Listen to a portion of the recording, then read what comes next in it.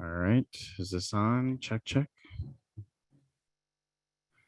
All right, we'll call this Board of Directors meeting order at 7 p.m. The board has land acknowledgement and anti-racism statement posted on its website. Roll call tonight. Brian has an excused absence, and I've not heard from Timey, but she may still hop in here. I think those are the only two missing, right? Yeah. Do you have a motion to adopt the agenda? Adopt the agenda.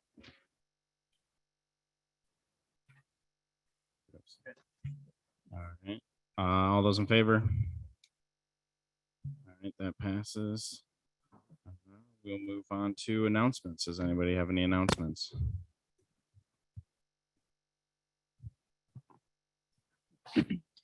We're still accepting submissions for many of the standing committees. We have not received any volunteers for the Finance Committee, the Long Range Planning Committee. And those are very interesting committees, so I would encourage anyone who's watching this meeting on YouTube to go to the Sudden Valley website where you can find the form to volunteer to be one of the members of those committees. Thank you. Can I ask a question at this point? We're going to have our first NNE meeting next Monday, this coming Monday. And we have been in contact with Unilec. She's sent me some stuff, and I wondered, do I have to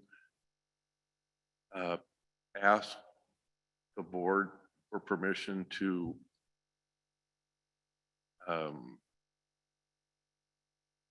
use an outside vendor, or do we as NNE vote on it and then ask the board if that's okay, or how does that process work? I think you probably come to the board and recommend going with Unilec. To look back up. Yes. So you've already been in contact. The process should be you come to the board. We approve whoever. Well, we haven't done anything. I just asked her for some stuff to show the NNE committee so that we could discuss the possibility of using an outside vendor and then bringing it to the board. Talk into the mic, please. Get a contract from them. We'll send it to Finance Committee. And they may have questions or they may not. I sent it to Finance last year. And explain some of the gotchas in it. There weren't gotchas, but intricacies. I can't hear you.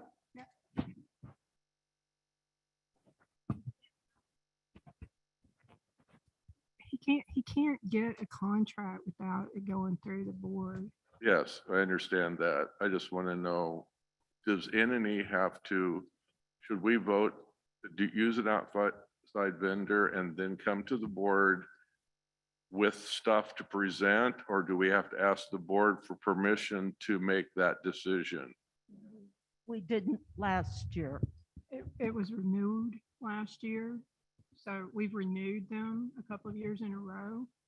So it's like it has to come back to the board to make a determination. Do we just want to renew the I contract? can't hear you. So- Sonia.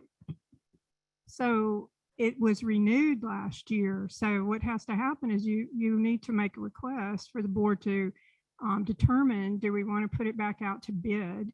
Because there may be some new parameters, things like that, that we want to look at in that contract.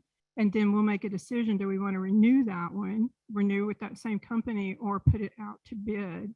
So yeah, it's going to have to be come to the board before anybody Well, I should requested. put it on next month's agenda or for the next meeting agenda or something. Yeah, that would be good, I think.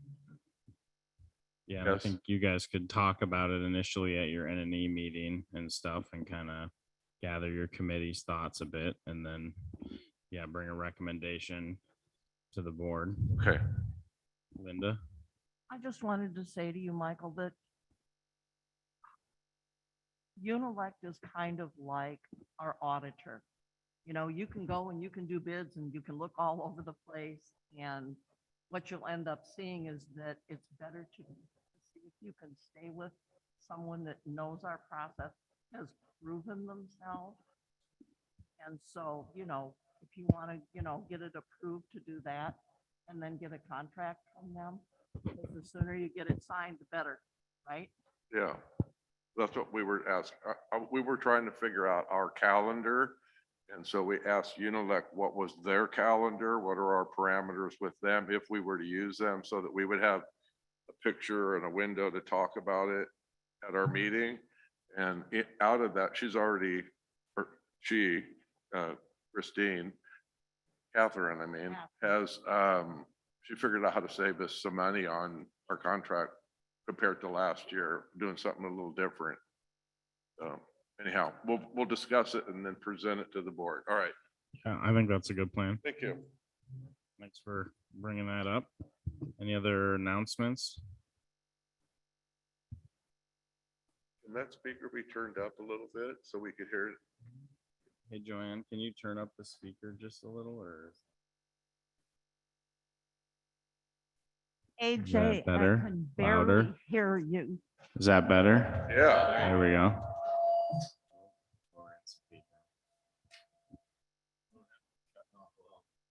Yeah. All right, so no other announcements then? All right, we will move on to property owner comments.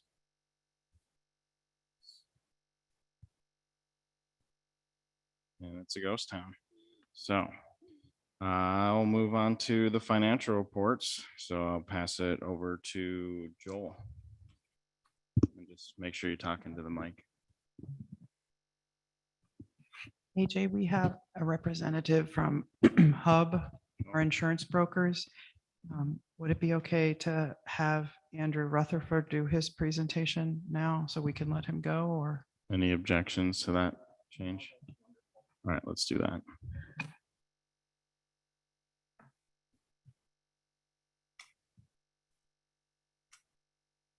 Hi, everyone. Can you hear me okay?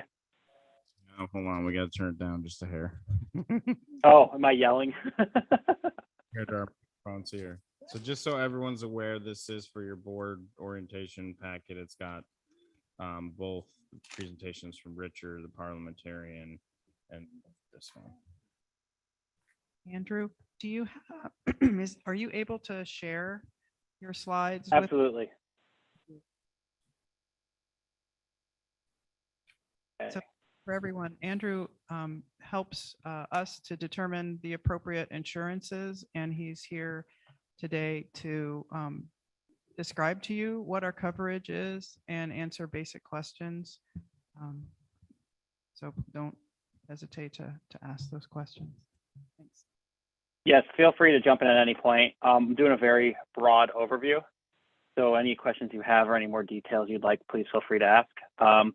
Similar presentation I gave the last time we had one of these meetings a year or two ago. So like I said, please feel free. I know people weren't shy then, so don't be shy this year. So basically, we're going to go with a big overview of the insurance program in place for you. What we have is the first part of the coverage is your property coverage. So this is covering any buildings that you own. You have 11,258,311 in coverage for all those buildings linked together. So what that means if, you know, all of them would have to burn down to reach that max limit, or if one burned down, you'd have up to that limit, which is more than significant.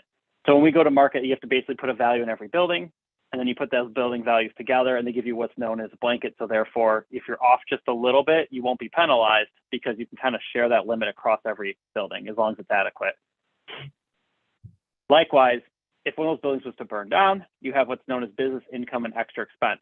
So if it was, say, the building you're in right now, and now you're losing money because you can't use it for your course of duties, the insurance carrier would give you up to $1,142,000 for coverage for that too, as well, to get you back up and running to the way you were before.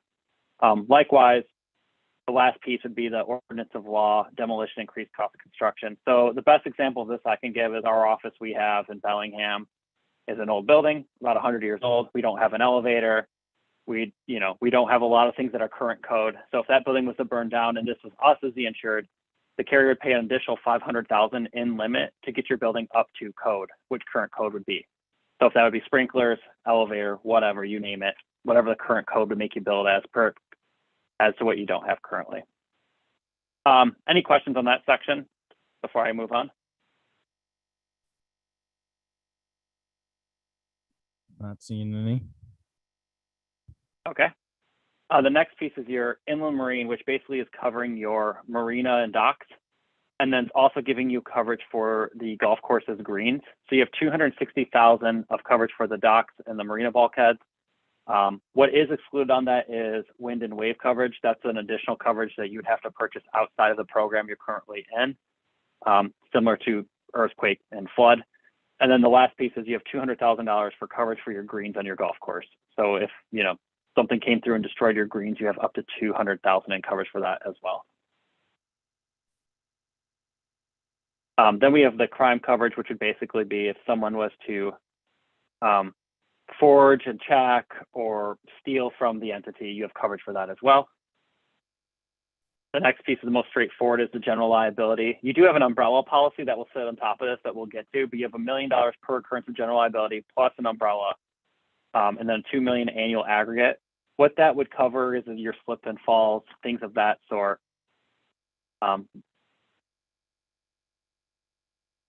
you have $1 million in auto coverage for the vehicles that you own. And that would also cover if anyone was to use their own personal vehicle for liability on behalf of Sudden Valley. Does not cover the physical damage of a personal vehicle, but if someone was to run an errand or whatever on behalf and get into a major accident, the association has $1 million of coverage for that individual's liability.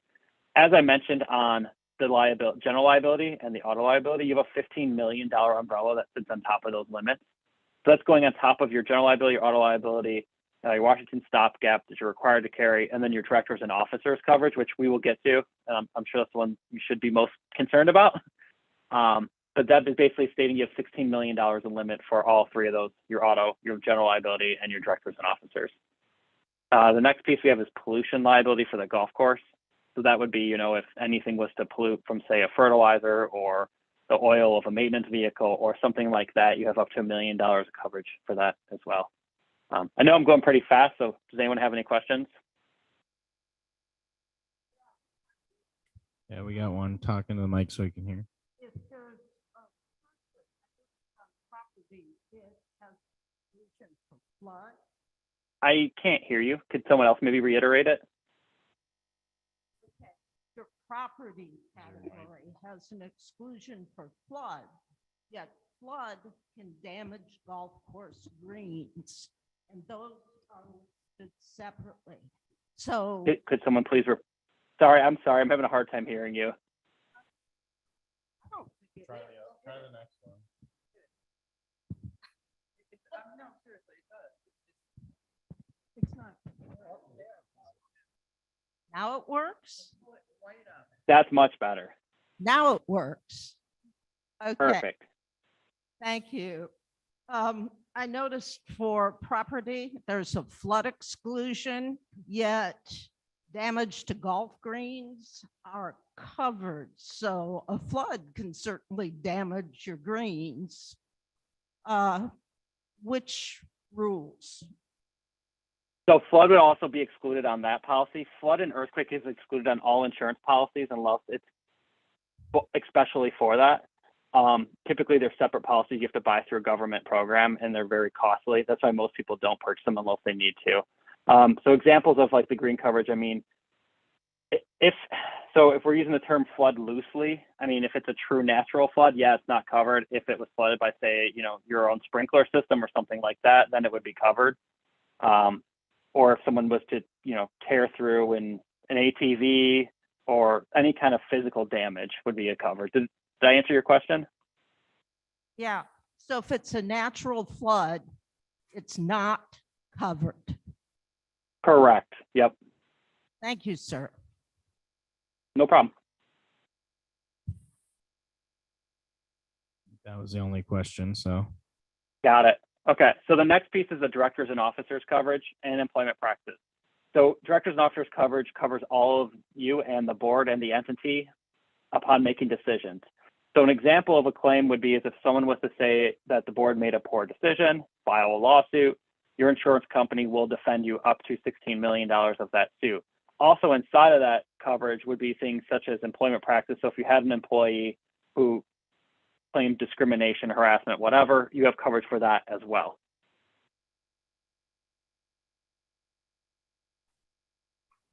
And that coverage also is first and third party. So say you hire a contractor on your premises that would, someone said something inappropriate to them, you again would have coverage for that as well if they did not carry that.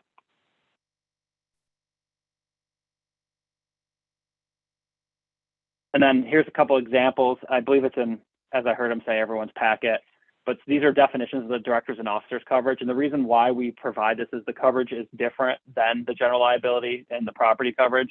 Those coverages are always bodily injury, property damage, liability, right? Directors and officers and employment practice, we're talking about basically anyone that would bring a suit, not because of those things. So they're just mad about something or whatever that may be.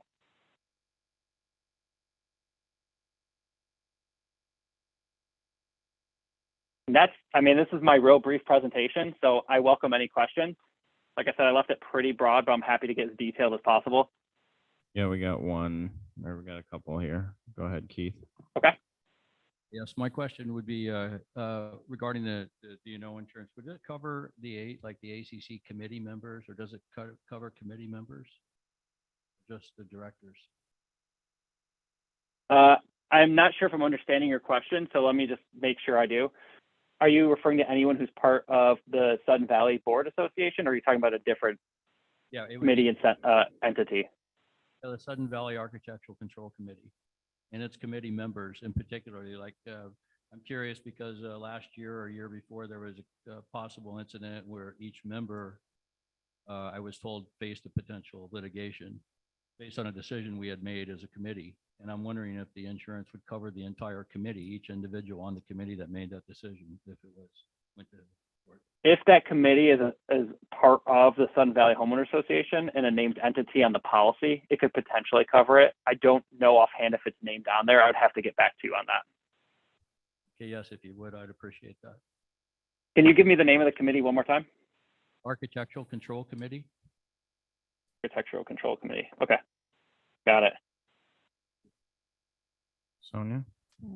And Joanne can provide you a little more information on that. They are part of our governance of the association and intertwined in our restrictive covenants. So that might help you be able to make that determination. Can you hear me okay? I can. My instinct would be is it's probably covered, but I don't want to give any definite answers when I'm not 100% positive. Okay. So the other, my point or question had to just do with, I know we're talking about D&O coverage. One thing is my understanding is let's say, for instance, that we've talked to our attorney and he's advised us to take a certain action and the board decides they're not going to listen to the attorney and takes a different action, then at that point, potentially we are not covered under D&O. Is that correct? If that attorney was not assigned to you by the insurance carrier, I'm not sure if that's true.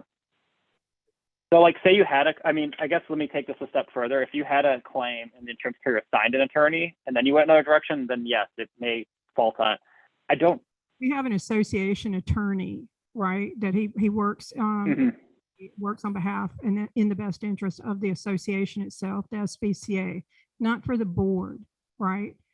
So he advises the best interest of the association. So it was always my understanding that if, one of our legal experts advised to take a certain action, and if we chose to ignore that expert advice, then we may very likely not be covered under D&O insurance. I will have to read through the policy because that is sometimes true, but not always. So again, it's going to be something I'll have to get back to you on just because I don't want to tell you wrong. Thank you. Any other questions? Doesn't look like any at the moment. Okay. And who should I report back to with this information? You just report back to Joanne and I can work with her to just. Got it. Yeah, that's kind of what I was assuming to do, but I just wanted to confirm. Great. Andrew, thank you for logging into this meeting after the end of your workday. We really appreciate that. Oh, no problem. Not a trouble. Sorry I couldn't be there in person. Sounds like maybe we got one more question from Sonia. Oh, absolutely. Sorry, I just have another question. So as you know, we've got a lot of facilities out here that we lease out to third parties. And so obviously are supposed to have their own insurance, but let's say that someone's injured or, you know, there's a slip and fall on their on their premises that are under the lease. Do we have any liability associated with that as the actual owner? So if they don't have coverage, because their coverage should be the first one to respond, right? So as long as they have coverage, it should be handled by them. Their insurance carrier could try to bring you into a suit always, but it should be their coverage should be first and foremost. So if you're checking to verify they have it, adding you guys as an additional insured, you should be fine. Great, thank you so Yep. much. Yeah, absolutely.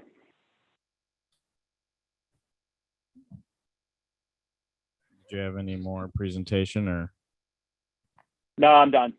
Just if there's any more questions. any last questions? All right, I'm not hearing any. So thank you, Andrew. Appreciate your time. Okay. Absolutely. I'm going to pop off. So nice seeing all of you. Thank you. Have a good night. Bye.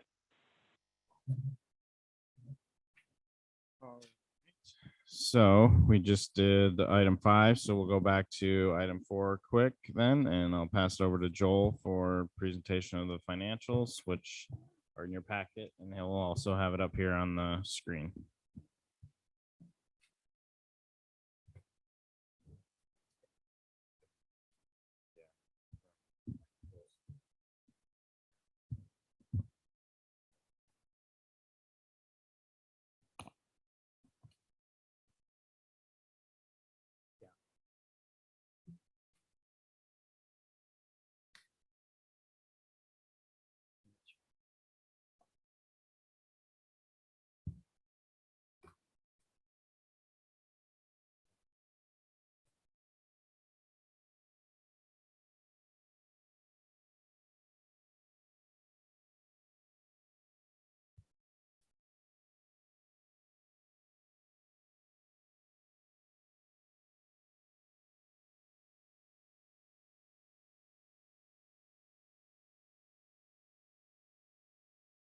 You make it just a little-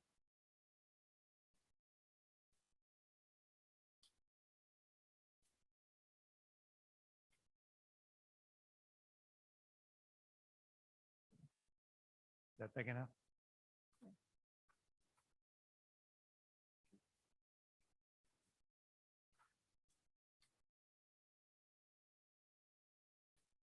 It's good on screen, good on your computer.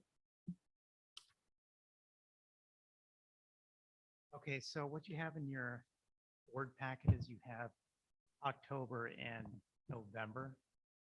I guess at this point, since we're already into November, and I'm going to skip over month-to-date type stuff, since we're so deep into the year, we'll just do year-to-date, since obviously these are through November. So last month I did September, you might have remembered, and then so this month I came out with October and then also November. So November catches us up and brings us back on track with like the frequency of the reporting of financial statement. So I'll just go ahead and, unless you have like a specific question about October, I'll just go right to November and just focus on the year-to-date numbers. And what I'll do is I'll spend just a little bit more time than I normally do on financial statements, and I'll go through these with like a little more detail, kind of like I'll think of it as like the financial statement board orientation, basically what I'll be doing for this. Well, so. And then what I'm looking at too is like, this is like a 33-page document. I'm not going to go through all 33 pages, but what you have in your board packet is 6 pages long. So this 33-page document this gives you all the detail you could pretty much want to see, with the exception of like the general ledger, basically. But, and then any of these large 33-page documents can be found on the Finance Committee website. So if you go to that website and the archive link, you'll see each month you could pull up whatever month you wanted to. So basically it'll be anywhere from like 30 to 33 pages, depending on the time of the year. But so basically it's going to have the top level financial statements, followed by like all the different departmental level financial statements as well. So you could drill right down to an individual department. And then all this stuff basically reports up to these financial statement pages, the top level pages. So this is consolidating all the different departments and pulling them together. So what you're looking at on the first page is, obviously, this is the balance sheet. So the way that this is basically summarized, put together on the balance sheet, is you'll notice that the top section of the balance sheet has the operations, why it says operations right here. So basically it's commingling all the operating type accounts from like all the basically like accounting, golf, you name it. Like if it pertains to operations, and it's going to be found up here in the operations section. And that's why you'll see cash up here, and then you'll see cash down here because this is the capital section. So this is where you could see the individual like reserve accounts like SURF, roads, board density, mailbox, which makes up the total, the total like cash amounts for all the reserve accounts. In the operating section, operating reserve funds, so for emergency cash and UDR here. And then when we get to the next page for the cash or the reserve kind of cash sheet, then you'll see how these tie out pretty easily. And then down here in capital, you'll see fixed assets, the SURF loan right here. That's remember the 2018 loan was paid off and absorbed into the SURF loan 2022. So that's why they're called SURF loan 2018. That's when that loan was open. SURF loan 2022, that's when the new loan was open to basically take this up. Well, I mean, obviously that's as of December 31, 2021. So principal balance was lower when this was refinanced into the SURF loan 2022. And then the difference of that went to purchase the Welcome Center, along with that cash transfer out of operations. And since I'm up here, I mean, like, actually you can see the biggest decrease up here in the operations of current assets. It belongs to operating cash, almost 440,000 at this point at the end of November. But then you can see if I scroll down here into the equity section, you can see where we transferred out this. Now this is the net transfer. So remember the original transfer was 500,000 out from operations, and then it went in here to capital. Then it was in November. That's when the board made the decision to transfer back that 17,340 back from capital to operations, basically the excess funds left over at that point. So that's why you see the net transfer is 482,660. So you'll see it coming out of transfers out from operations to capital, and then here it is into capital from operations, 42,660. And then you'll see obviously it's a balance sheet, so the net assets, will equal the December equity. And it's comparative. So November 30, 2022, this column right next to it, as of December 31, 2021, an increase, decrease column to the right of that. So those would be like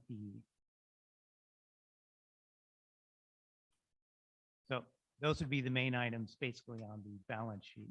Now we'll go to the next page.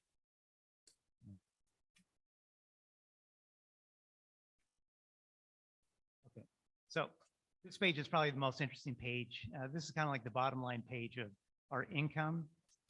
So in these first 3 columns, this is the current month. So this is only for the month of November. You'll see operations, better, worse, which is the same thing as over under budget that Stu basically pointed out in the last board meeting. And column next, that capital reserves. I mean, obviously people don't pay attention to this one as closely. The most interesting thing is the operational columns. the big things that were budgeted for. Anything coming out of capital reserves is approved by the board, basically piecemeal or project by project. The operations fund, this is basically what the community votes for when we go to the town hall meetings and everything, and the budget's put in front of the board, and people might, have a lot of questions about it. So these operating columns, this is the year-to-date column. This is basically the most, the big column for all the operations. And you can see right here, the collection rate at the end of November was 97.6%.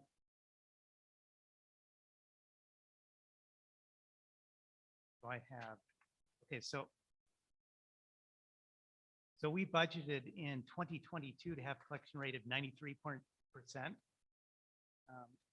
And then you can see that obviously, you want to have at least 93%. Anything over that would be great.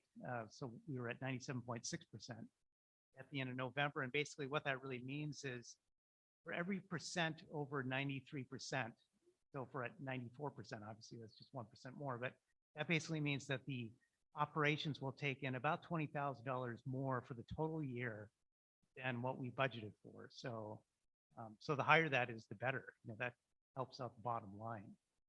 So to be at 96%, that's obviously a nice increase over 93%. Now, I've already calculated December's collection rate. So meaning it looks like we closed out the year, December 2022 at, so it stayed at 97.6%. So comparatively speaking, December 2021, at the end of 2021, we had a 96.8% collection rate.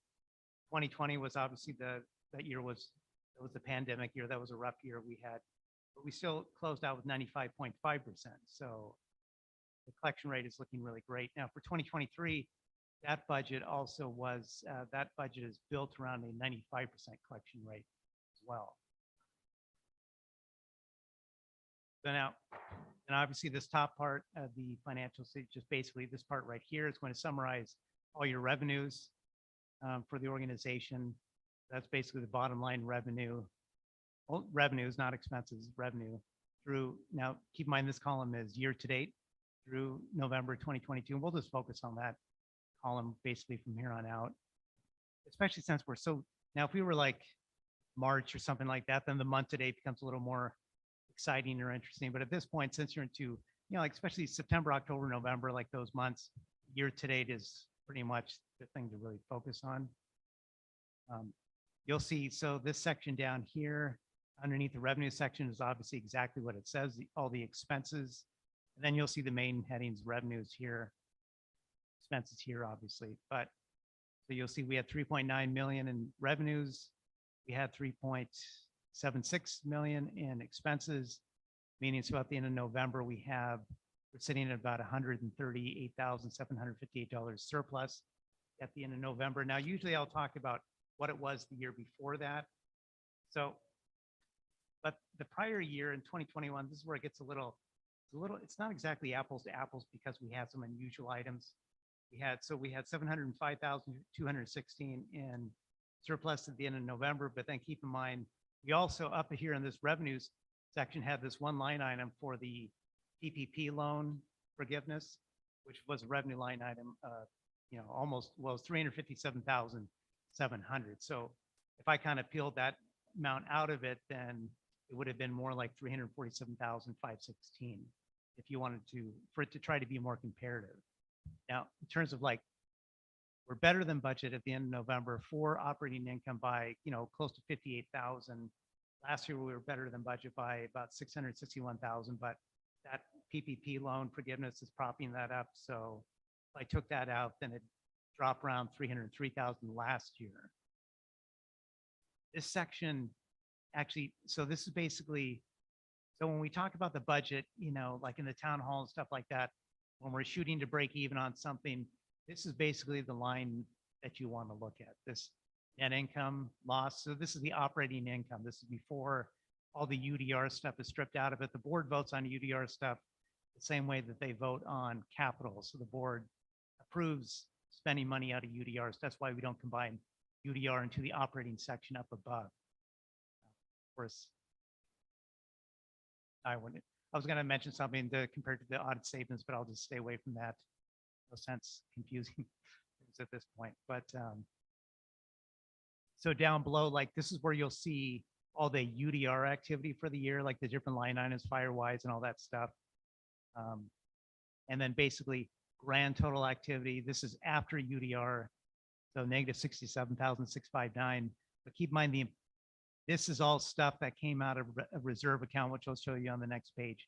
But this line item is really the line item that you want to focus on, the operating net income. Now, I'll also mention, I've talked about, and every month I talk about it, the net or the expense to revenue ratio.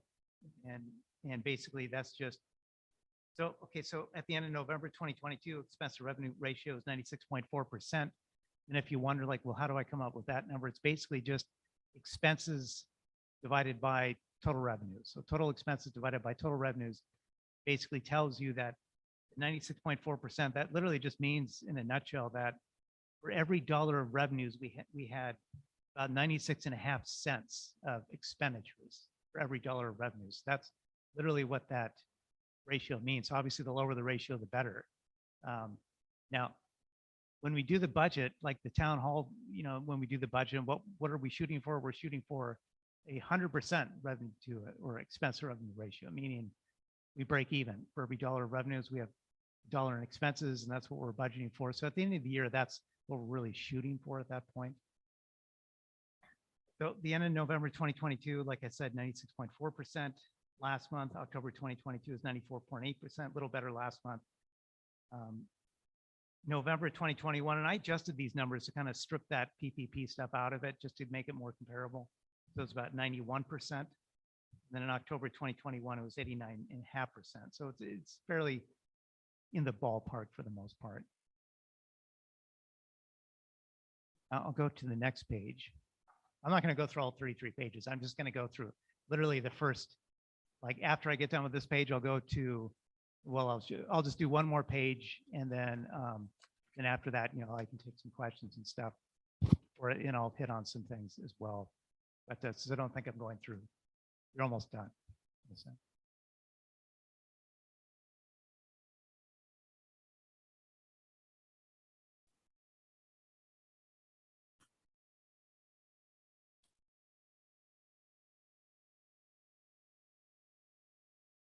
Actually, I'm going to scroll back to this income statement because I do hit on these things. So like, for example, this, like I said, you have this column, here are the numbers, this operations and reserve numbers. Then that column next to it is the better worse column. This is comparing it to the budget, the overall budget. So you'll have some, especially when you get down to the expenditures, the more interesting things that'll show you what's really over or under budget. And so like, for example, we have contracted professional services. It's under budget by about, or over budget, excuse me, by about 245,000. That means 245,000 expenditures more than what we were hoping to see at this point. And then, like, for example, so something like that would be other professional services is what really plays into that line item. And like, if you wanted to know, I guess I'll do it for this one line item, but like this contracted and professional services, if you were really wanting to drill down, like, gee, I wonder what made up that $245,000 deficit, or over budget, I should say, for that line item. If I kept scrolling through this, I guess I didn't have the, let me pull open the right file. I have the board file, actually.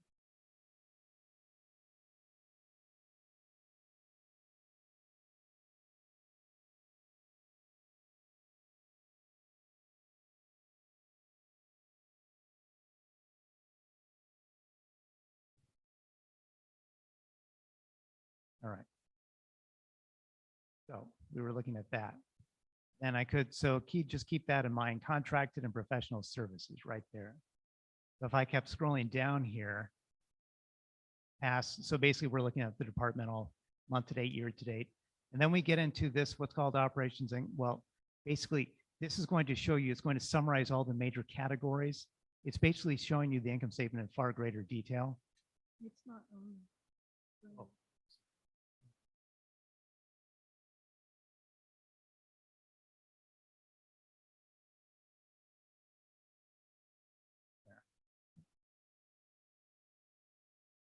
Okay, so like what I said is I'm just scrolling past the income statement. Then I'm scrolling past these department level income statements, and then you'll get into, basically, this is a summary of all the major categories.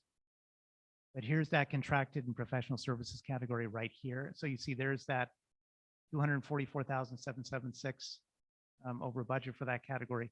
These are all the additional line items that make that up. So you can see, which is what I was going to really talk about. Like, it's the other professional services category. That's kind of the lion's share of that. Pool management also close to 49,000 as well. And then other professional services, what that is that category is basically what we really plugged it at the most would be stuff from usually like labor type things. So Express, Kelly Services, that sort of stuff.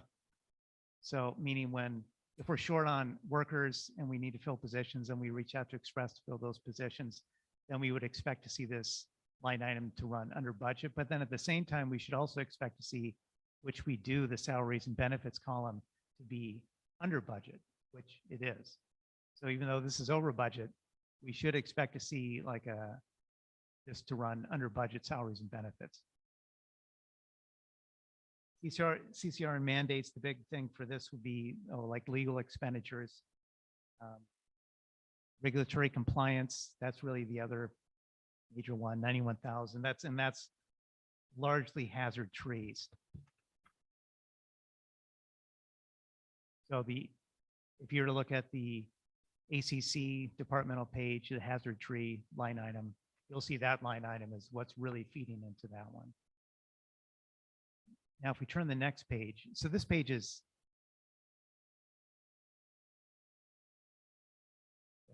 okay. This is a handy page in terms of what you're looking at is the reserve cash balance and activity page. So this is showing you all the major reserve funds like SURF, roads, UDR right here, emergency ops. So, so if I were to go back to the balance sheet, which I don't think I'll do that right now, but if I were like, remember those kind of the two columns on the balance sheet, you would be able to tie these numbers to starting balance for SURF. You would see that. Well, maybe it's for that. So you'll see that right here for SURF, and then there's that 3.3,271,000. So just remember that number. So I should find that number right here, which I do. Net available cash 11/30/2022. But this is giving you basically the good thing about this page is this is also projecting what we would expect this cash hopefully to be at the end of the year. So what this is really made up of is the most important line item would be this one, this dues received line item. This is all the cash coming in basically. And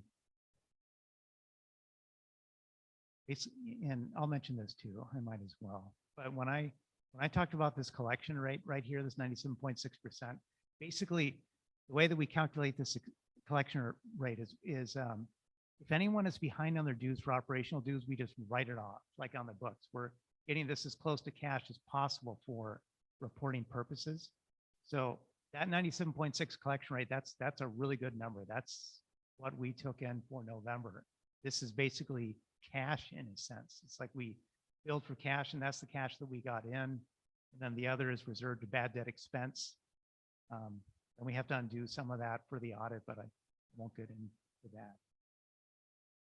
Technical right now, but then for UDR or for the other accounts like for the capital accounts, you'll notice you don't see that kind of that collection rate because these capital accounts like basically we'll write stuff off, but then when we receive the money, then it'll kind of get unwritten off and then put back in here and back into the reserve line items like SURF, roads, so on, but it's kind of going off to the weeds a little, so I'll drop that. But anyways, for the cash sheet or for the reserve cash funds, you'll see like these 2022 expenditures right here. So this is basically all the cash that went out the door for stuff. So like SURF, so keep in mind, like for the building purchase, the cash that we put out to purchase that welcome center, that's in that amount right there. So like all of these are amounts or all the amounts that basically we cut checks, the cash went out, pay for stuff, capital projects, whatever. Now, here's a good thing. So I'll point this out under the SURF capital reserve holding cash. So this is telling you right here, you can see that at the end of November, that's $526,417 that was wired to Epic, to pay transfer fee refunds as of the end of November. Obviously, we did a couple more in December, but that's why you see that amount right there. And then UDR as well, it's the same. And then down here, this 1 month outlook, this won't look as exciting. This would be, because we're just projecting out 1 month. So this is a 1 month worth of dues coming in for the individual funds at a 93% collection rate. And then this is probably the next best line item here, the obligated expenses holdings. That's how much of the board has approved. So like, let's just say we only had one capital project the entire year. We just had this $500,000 bridge, whatever, I'll just make it up. This really nice bridge for 500,000. And the board approved it. And let's just say we haven't spent any money on it whatsoever. Well, I would still say obligated expenses 500,000 down here, because we're already planning that money is accounted for, it's spoken for. So we're planning on it being gone. So it's like whether the money's been spent or not, if the board has approved it, then it shows up down here in obligated expenses. But now if we wrote a check for 500,000 already, then you would see a $500,000 expenditure up there, but then you'd see the obligated expenses would drop to zero at that point, since it's no longer obligated. But you'd see it up here instead under the expenditures column. Now, most of these you can see net current year increase. So basically for SURF, we get, once we've taken all the dues and all the cash going out and how much we're obligating and the projected dues coming in, then what we have is a net usable cash balance at the end of the year is basically 2.7 million. But then SURF and roads, like we have this 600,000 board recommended carryover balance, meaning we don't want to cut into that. So then that gives us a net usable cash of 2.12 million. The SURF, close to 1.5 million for roads, emergency ops and UDR. So we have about 187,000 left in UDR right there. Now, if I go into I'm going to skip this page. This is the current month page. So this is only for the month November. I'm going to go to this page, which is exactly the same, but this is the year-to-date page, January through November 30, 2022. But this is another way to look at the income statements. That's basically all this is. It's showing you. So remember that 138,758 net operations. So if I were to scroll back up here, I would expect to see that number, which I do right there. But what this is showing you is it's showing you what makes up that number, so to speak. What department was responsible for this 138,758 net operating income? And you can see the various departments, like they're all right here. I always talk about golf, so I'll just hit on this one again. But so we're looking at the golf department. You can see they had 1.2 million in revenues.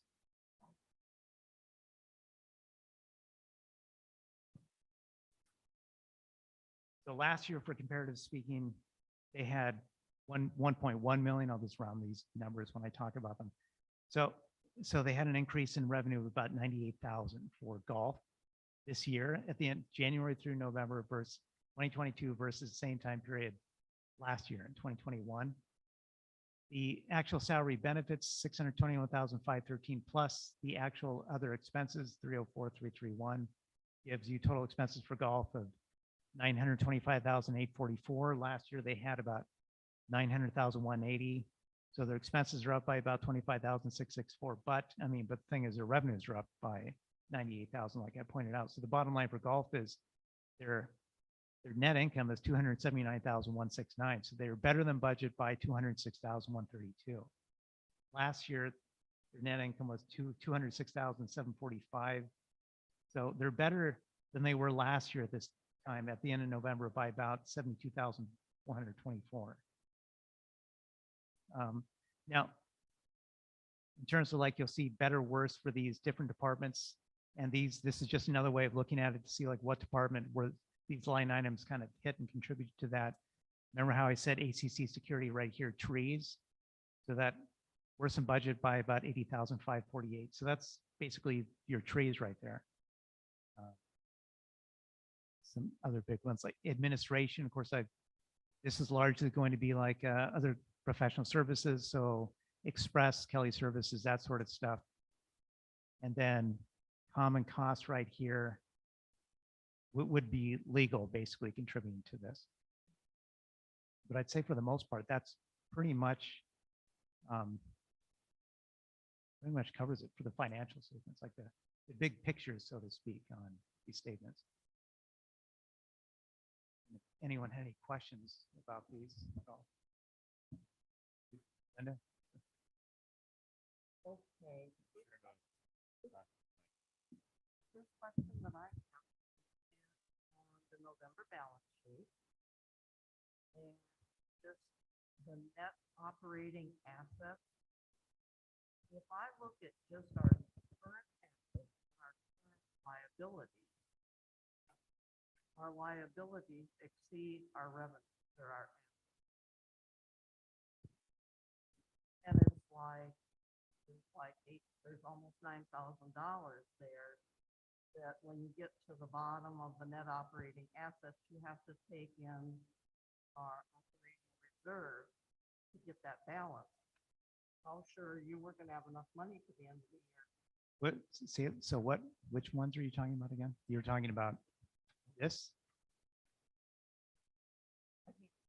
She's talking about, yeah, the net total current for November, the total current assets, 969, 118, current liabilities, 977, 974. That's not really much difference there, Linda. That's about $8,000. Close to nine. Okay, it's $9,000.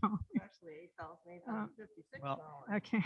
Yeah, now, part of this also, Linda, is, and I'm actually glad you brought this up because I might as well, should have pointed this out when I was talking about the balance sheet, but you see the prepaid golf memberships right here. So Brian in the golf department, October, November, December is when he'll do this, when people come in and pay for 2023 green fees and stuff like that. So since that's revenue that's related to 2023, what I do is I will temporarily plug this to prepaid golf memberships. It's basically unearned revenue at that point. You can think about it like that. That's exactly what it is. So like in January, this month, like when this will be reversed out, so this will drop off, and then that will become real revenue at that point.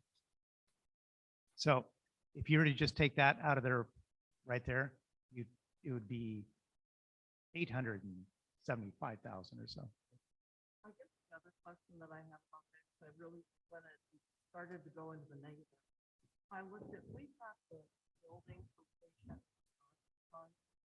Can we even use that money for anything else other than the funds that come to the owner?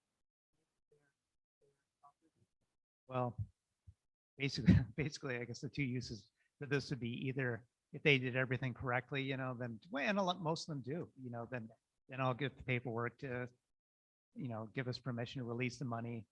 But then sometimes you'll see, like, actually, we got a couple that showed up this week, like $1,000 fine, unfortunately, for this person for not doing this. Then that becomes revenue actually to us at that point. But what I'm basically saying is the money that's deposited is basically just for those refunds. That's, If yeah. they have fines, it's not like almost $5,000. Oh, no. Yeah. And they're in separate accounts as well, like bank accounts. The other question I have a page 5 here. It's looking at the January to November outside department. And looking down at the CPR and the expense side. And there's one for clubhouse kitchen repair for $95,893. There was only $76. Oh, yeah. 58, and I called the board has always. Yeah, actually, that was another thing that I was going to bring up. So you coincidentally actually hit two things, that I was going to talk about. But Okay, so now with this situation, because Sonia, myself, and Joanne and Tyler, we were talking about this. Now, I wasn't present, when this project code got approved. I believe Rich Johnson was at that board meeting. But basically, what we're going to be doing is we're going to take this whole amount and we're going to come back in front of the board and do a request to actually switch that from UDR to capital to serve, since basically all these repairs contributed to extending the useful life of that building. So at this point now it can be capitalized and depreciated.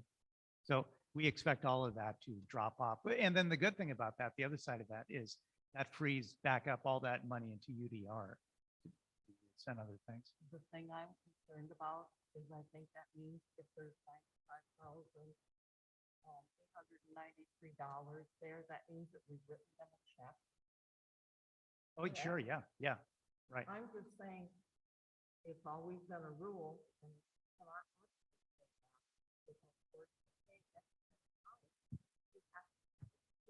You Yeah. can't come back and say, oh, whoops, there should have been a Oh, change well, yeah. order from Cool Runnings or somewhere, whoever created Yeah, it the actually, extra work, because I remember Yeah. that in the class, it said there might be extra.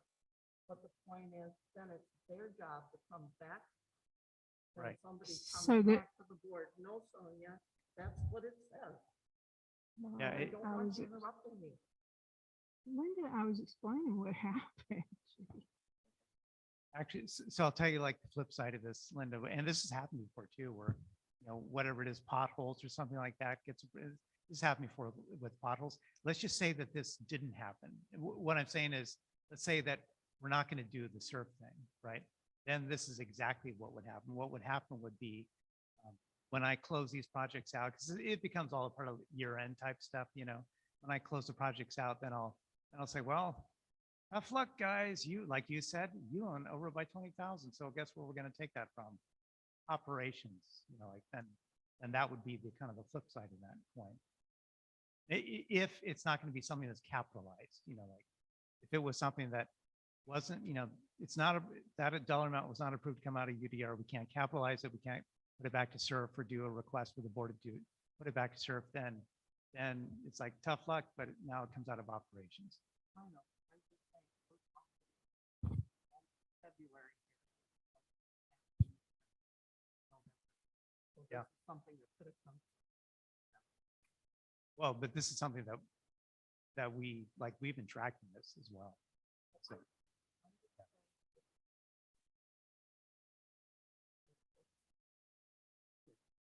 No, we don't. So just to clarify that, it's the board that makes all the financial decisions. The finance committee is just an advisory committee. That's all they are. The board makes all of the financial decisions, pure and simple. So it has come in front of the board on that particular one, as Joel was explaining, that's a management call. When they're in the middle of something, the walls are opened up, the floors are opened up, and they're having to make a decision, then the management, our managers have the ability to go ahead and make a judgment call to move forward. Then at that point, if when it comes in front of the board, when Joel, like he's saying, it's made the determination that it can be a capital request, it comes back, you don't want to pay that out of capital, it's going to come out of operations. Either way, it needed to occur. There wasn't an option. And when they're in the middle of something like that, and that was an urgent situation, our managers have the right to make that call. It doesn't even have to come to us to do that. Like he said, it can go through operations because we had approved the project. It had to happen. So it was a judgment call to do that. The floor needed to be replaced. An additional wall had to be replaced. I'm sure you were over there. The whole floor was taken out. You could see through to the bottom, the lower level. There was a lot of unexpected cost. There's no way to constantly hold emergency board meetings to prove in the middle of construction what they can do. But there should have been a change from the contract. And that could have been for proof. If we can have emergency meetings, that's, I think there needs to be a little bit better accounting than just writing a check and then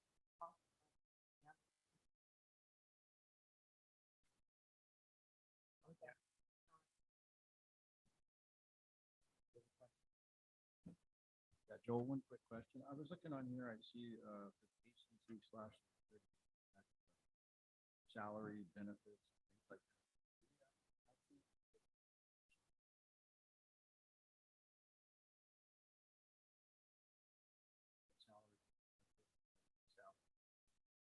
Well, we did have George. Do you remember when he left? I don't think it was March or April. Can't remember for We sure. did have George. He's here, all of his salary. For partial part of the year.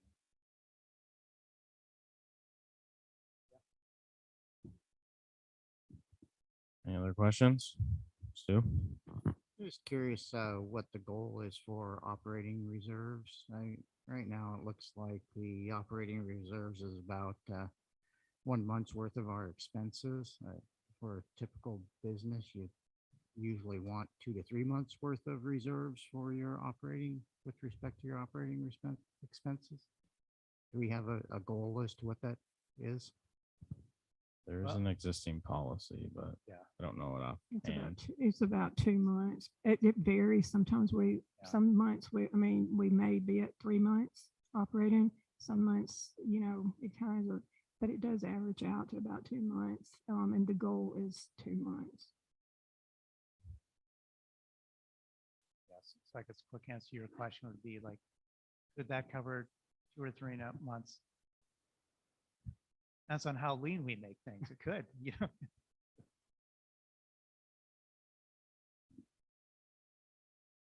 Any other questions?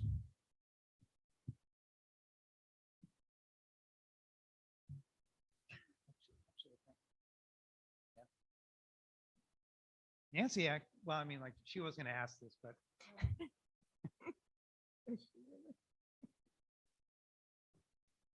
Nancy wanted to know how I got so smart, I think, is that? Nancy was gonna ask about, and I think Linda too, you brought up, right? You want to like a little update on the property transfer refund numbers for, so I have some more firm numbers here. So basically, okay, so we had, and I've talked about this, also in the views as well. So we had about 1,767 separate property transactions in terms of like when people bought properties. So that happened 1,767, we could have that many claims if 100% like put an application in.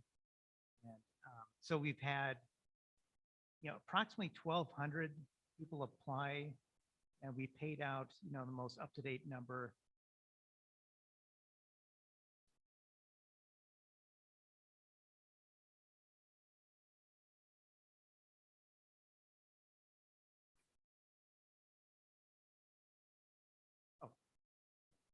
So, okay, so we paid out 1,054 claims.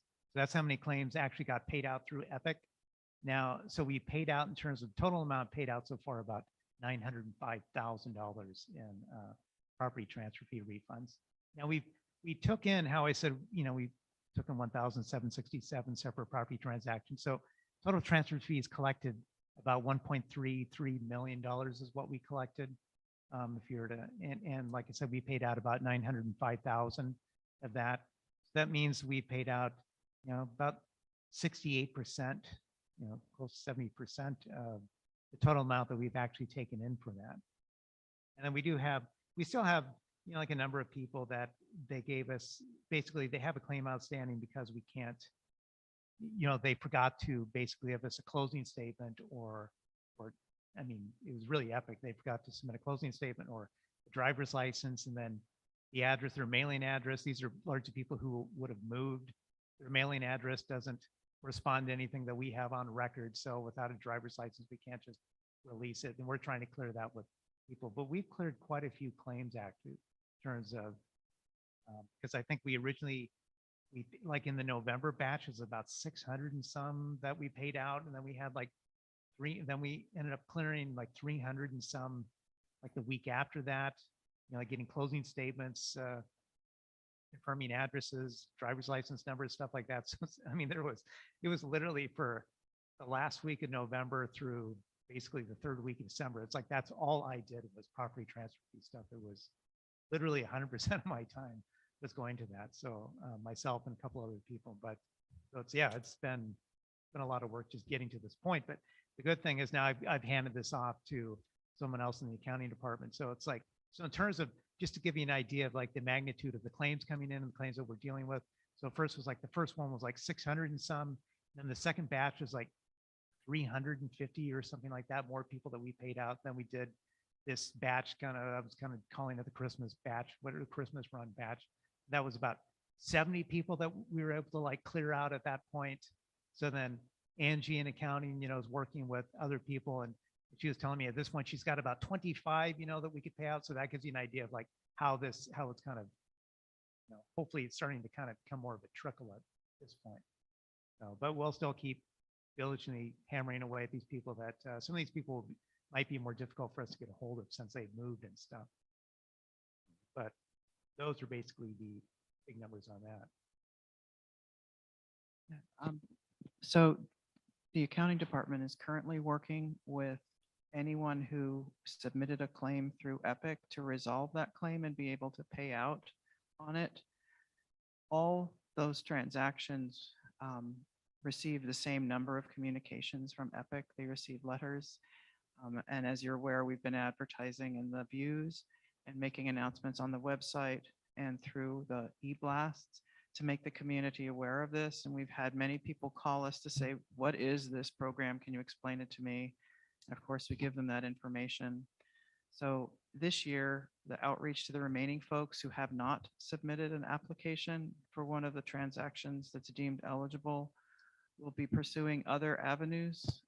Instead of just mailing letters, we'll be seeing if we can identify an email address in our system, because often if people move their physical address, they don't move their emails. They'll, still be checking those. So we'll be pursuing those avenues and some other avenues as well to make sure that we reach out and notify as many people as possible to encourage them to respond back. So I'd just like to point out too, Epic, for example, is one of those things that until we've closed out a project, it's pretty impossible to bring it to the board during certain things. There has to be calls made by like Joel and Joanne, for example, because those are some of these overages or expenses that we just have to incur. And Joanne, if you want to, do you want to kind of explain what some of this is with Epic? Certainly. So when the proposal was brought before the board to name Epic as the vendor of record for this, they had made certain estimates of the amount of work that they anticipated would be necessary to complete the assignment. And I should make note at this time that the company that we contracted with, Epic, is an expert in managing these sorts of claims. Projects where a body of individuals are due money and there is an outreach to pay out that money to those folks. So that's what they do for a living. So they estimated the expenses based on an anticipated number of responses and an anticipated number of calls to the telephone lines. Now, when the board approved that contract, they approved a time and materials contract. And the response from Sudden Valley was far, far in excess of anything that this expert company in this area had ever dreamed would happen.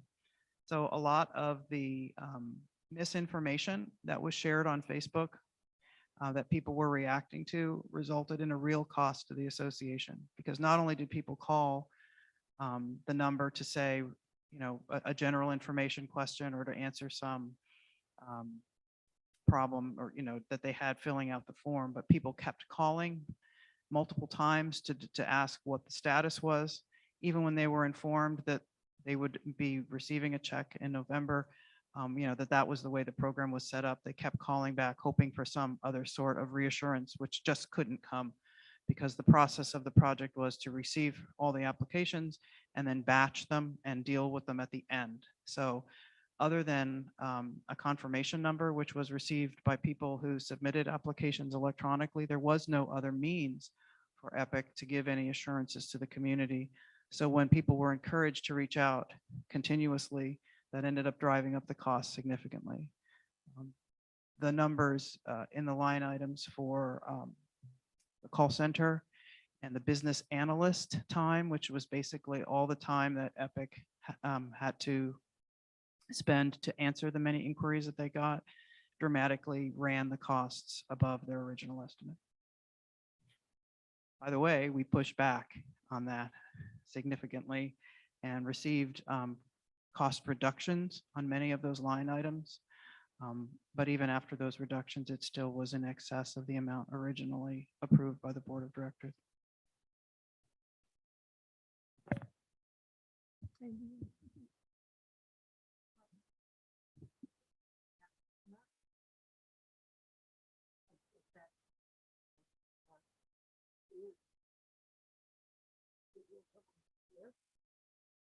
Well, I mean, they're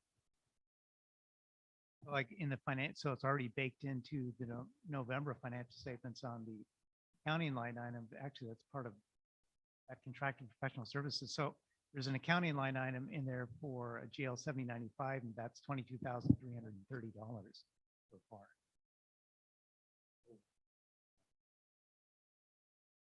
And that's actually, that's perfect. That kind of dovetails into what Linda was talking about before, where a line item, once a reserve line item runs over like UDR, the board approves so much to run, to be charged to UDR. Unless the board approves it, then kind of like, sorry, operations, but then you take it, like in this case, operations, that's where it's sitting in right now.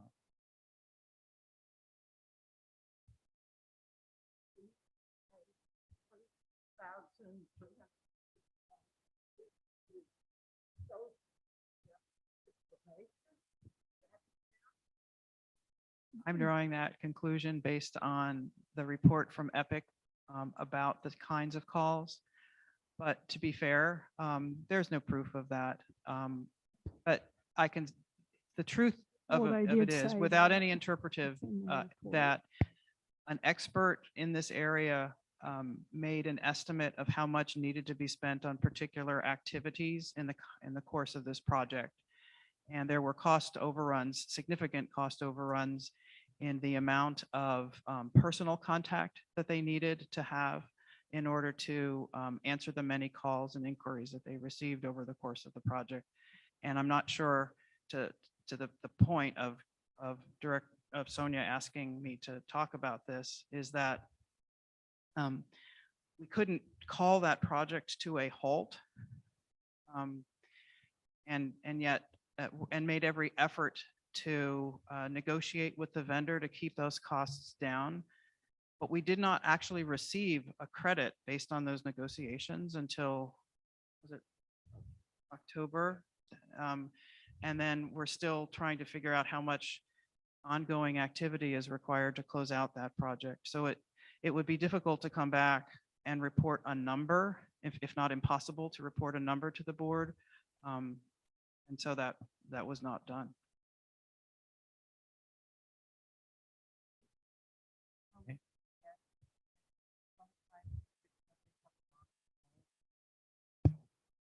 Following Facebook, some people would get one answer from one person and then, continue following, filling out the form, get another answer from somebody else. And then would be told, you're going to get mail. Then they would call back. But, you would think if somebody said, somebody, that it's like all in, even the third party entity has a call center, but it's like sometimes they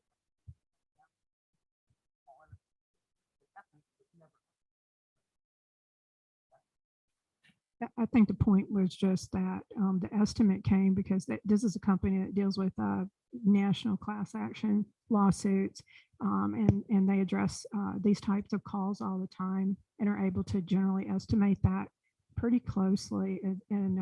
But we generated more than double the number of people who actually qualified for the refund, they received more than double that number of calls. That was a tremendous amount of calls. One last question I have for the application answered. Do we know pretty much of the people that are left? Here's what we're about 600 of them. How many live here longer? Or are a lot of those people that are still due refunds somewhere? Well, like, for example, the ones that, applied and we haven't been able to pay them out because they've been missing stuff. At this point, those people, I would say like over 90% of these people are out of the area, like they moved, and that's what's causing the problem. So, yeah, I think it would be fair to say that a lot of these people have moved. Yeah.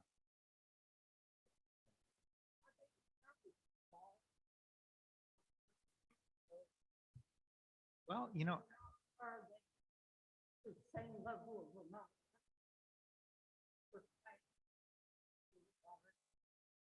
well, actually, I mean, just roughly looking at the numbers here, like for example, how I said, the 1,767 number, separate transactions, and we had about 1.3 million taken in.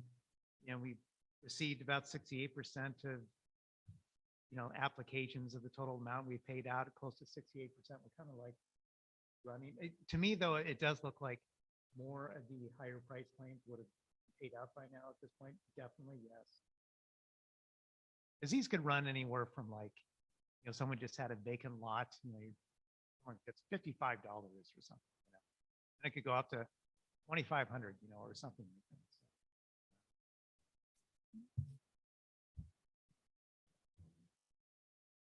Now, the good thing too, which I should have pointed out as well when I was going over the financial statements, so all the stuff that we talked about with Epic and stuff like that. So in terms of like the December numbers, of course, obviously things are still, dust is still settling. It'll take a little while to get everything in and from just everything in general and to account for it. But even at this point, like just looking at the numbers, I believe we're still in a good position to break even for 2022.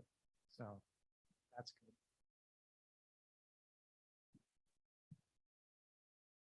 Any other questions on the finances? All right, not seeing any, so let's continue moving on. Thank you, Joel. So moving to continuing business, there's kind of two things there. They are both kind of items ongoing to work on. So the first thing is kind of a 1, 3, 5, 10-year goals. And so Joanne and I are putting together a little survey to try to capture some input from the board on this stuff. And so we're beginning a new 3-year planning cycle here. One of the things I'd like to have the board provide and each individual director is giving like kind of a top priority of things you think the board needs to work on or focus on for kind of each of these time intervals. It can help the board kind of put together, work plans and help formulate things for long range planning committee and putting together the long range community plan. I think some of the 1-year goals, things like that, can help with considering committees and that discussion, things like that. So Joanne and I think are going to get I'll send a little survey monkey out to the board, and so just ask for ask for one item basically from each board member for each of those kind of time frames. And so the goal at this point is just to get you to start thinking about that, thinking about things you want to work on. There's only so much time in each year, and so we want to try to put together plans that we can accomplish and work on things. Some things maybe take longer than other things, and so they may fall under longer time frames, things like that. And then I'll compile all that and we can discuss further at the next board meeting. So we'll get that sent out tonight and try to get responses back over the weekend. from everybody. And But- then, One- say one Yeah. thing. So watch your board director email for a link to a survey, and that link will be unique to you. And so then your answers will be tied back to you. So they're not anonymous. I just wanted to make that clear. So be polite. No. And then the link will also let you start and stop. So if you get called away in the middle of the survey, you should be able to go back to where you left off, and they'll just be simple questions and you can type something in. It's just an easy way to manage it instead of doing it through email and having to collate all the responses. Linda? According to the bylaw, we're supposed to be doing that tonight. Is there something in the long-range plan, that big thing, there's a copy of what the community plan that we, I've looked, I kind of looked at this stuff, and The oldest or the last community plan is really old. I've seen paper copies of it, but it's pretty much dated at this point. Either stuff has been checked off of it or it's just not really feasible anymore. I couldn't find anything. But I think it was like 04, so it's not relevant by any means. That's the goal of long range planning committee. This would be a new survey to begin the 3-year planning process and finishing developing the long range comprehensive plan.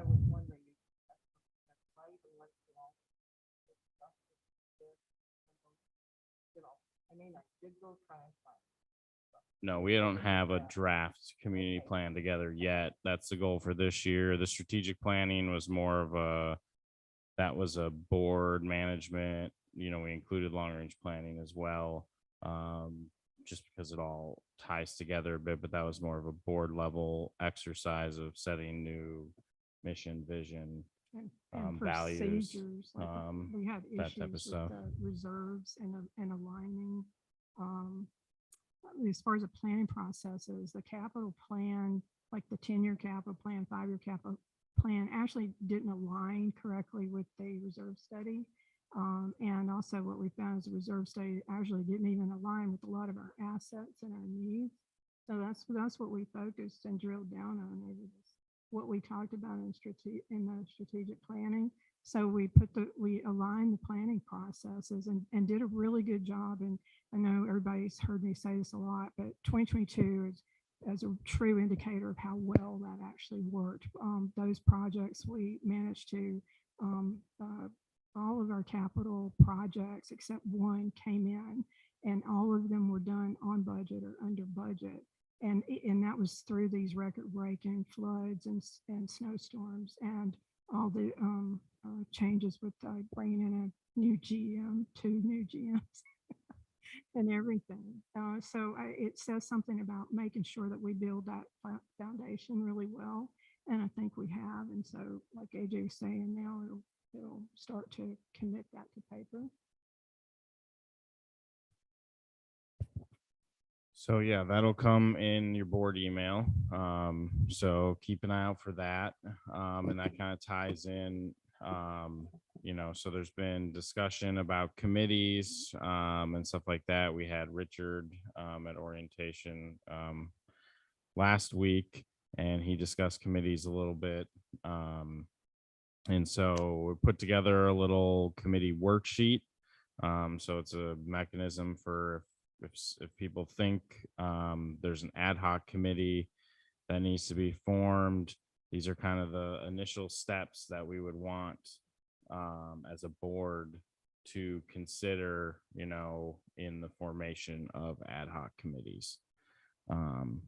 So like Richard discussed, ad hoc committees are, typically temporary in nature. They have a defined or specific task or issue to perform for the board and bring back. They usually have a limited duration.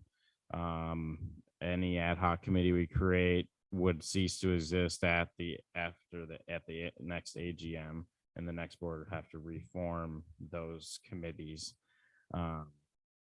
So the big thing, if we're gonna create any committees, we need to be able to clearly articulate what that function of that committee is and what tasks they're going to be working on, and what those deliverables would be and why that's beneficial to the board. You'll see some other questions in this worksheet, how it will assist the board, what that deliverable is or what that task is. Can it be completed by a standing committee? If we have committees that can complete this work already, there's not a major need to form new committees just for the sake of doing so. One thing when you're doing this, the last question is considering, like, if this committee didn't exist, who would do this work technically?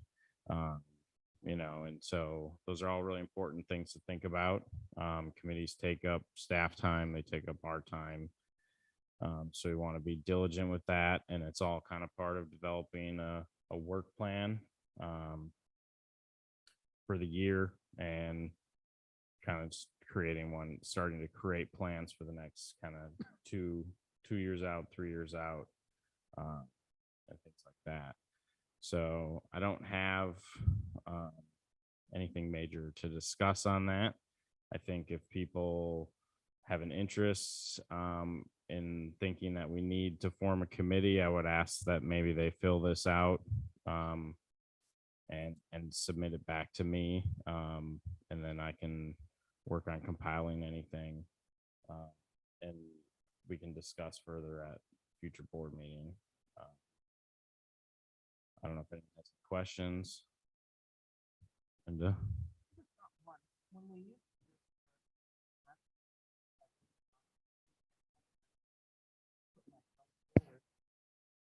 normally when all the committees form, people would volunteer to, you would ask for or trails, and then people would volunteer, because what's the sense? Let's talk it. Well, let's say I want to bring something forward to Park and Rec trail. According to what's written here, then I bring that there, but then the board will appoint 2 directors to that committee. So that means all of a sudden I write a charter, but Nancy, I'm just saying that 2 different people can get it, because it kind of doesn't make sense. Well, someone can bring forward a suggestion for a committee. That doesn't make you the chair automatically because you suggested it. The board would need to discuss it and determine with a board majority vote that we want to have said committee. Then we should appoint a chair at that point to that committee. And the board would then also want to have a charter with clearly defined roles, responsibilities, tasks, deliverables, etc., that they would have to approve for the committee to then be formed. So first you're gonna have a resolution to form this part. Last year when communications did it, that's how they did it. You had a chair of communications before you could ask for any of the members to approve. Yeah, and I think That's why I'm saying this is kind of, The to me, it's just backwards, that's all. the charter, it's not the chair's job to determine what the committee works on. It's the board's job. And then it's the chair's job to execute those tasks. So the way I see it is we would get a worksheet, explaining what we A resolution word. fill out this from your board packet. And then the board would discuss whether that's a committee we want to, because I don't see any point in someone spending time to write some long, lengthy charter and things like that if the board decides not to have it. So I think it seems easiest to me for the board to get some general deliverables and what we think would be done by said committee and discuss those things and determine that those are viable, that they're needed, that that's the appropriate avenue for that work to get done. And then if we decided yes, then we would select a chair. Usually you appoint a second board director, so the chair's not hanging out to dry and there's support, because it does take work. And then we would have, if the board would decide at the time we select a chair what those deliverables are, and then we can put together a charter that could be officially put before the board as a formal resolution to form the committee. Otherwise, we just get the cart before the horse a little bit. And a lot of what's happened in the past is these committees have been deciding what they work on, and that's just not, it's not how it works.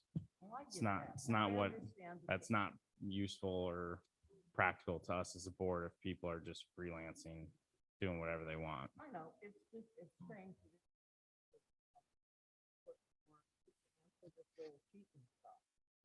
Yeah, we want to do this. So then it's like, you consider that the resolution can also be.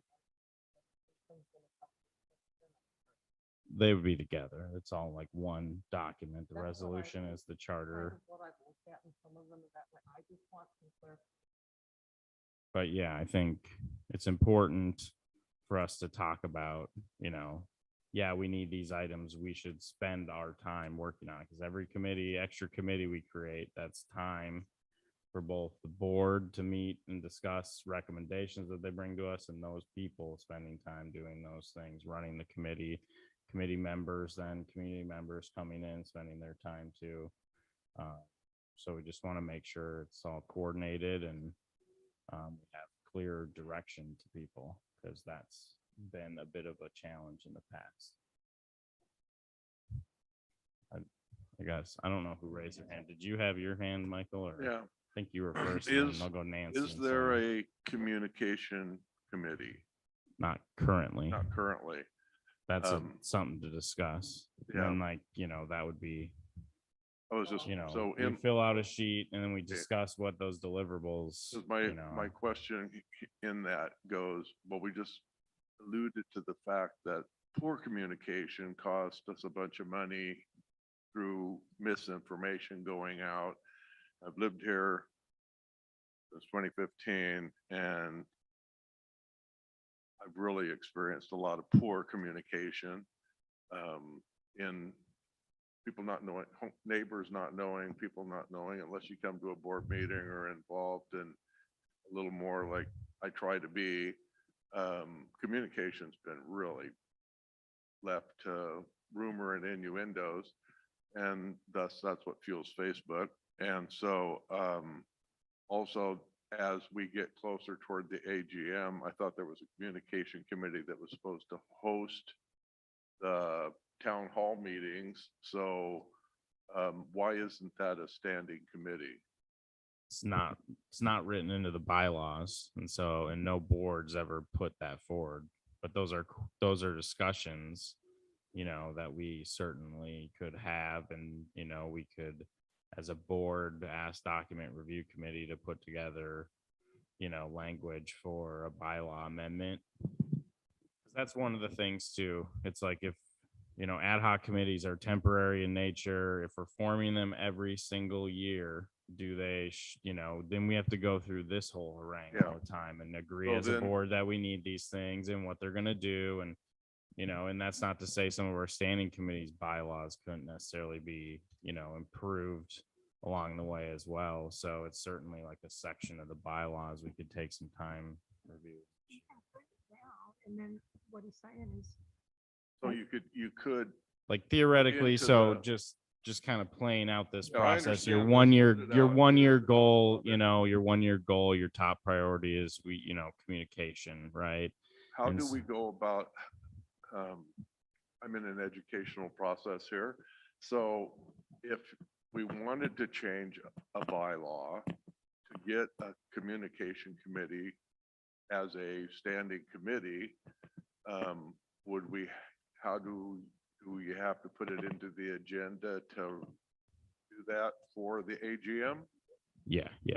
Yeah, the Okay. board. the board- Typically the board, it's a little early yet, but I mean, this stuff all comes pretty quick. It does. It comes and goes fast. You just blink. But Okay, usually in a few months, we'll start to have a conversation about bylaws and we'll ask document review to, we can, as a board, we can vote and, we have a document. tell review document committee. review, do this work for us and bring us back a recommendation or, that type of thing. So, And just so you know, so even when it's put forward and document review may work on it, right? The attorney still reviews the language.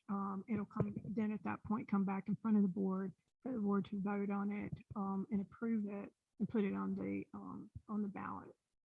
If that's what the board determines, so. and then we got to get the 2/3 vote of Yeah, then saying the yes. members have to Yeah, approve the it. reason I'm asking all these questions is because the AGM will be honest before we know it. And in talking with, if we use an outside vendor, the time frame involved to get everything in and done and back and printed and out within the time limit that are in the bylaws. We're looking at, everything has to be firmed and ready and set before, I think it was September 8th is what we were looking at. So, Sounds Yeah. pretty so close we to what can it get was everything last year. mailed out in late September rather than 1st of October. Yeah. All right. So yeah, I mean, I think if we feel there's a need for a communications committee, we should write those clear tasks and deliverables that we would want that committee to perform, on this worksheet, and then we can bring those back to the board for a full discussion. Yeah. And so, yeah, I would just, you can submit it back to me and I can compile everything with Joanne.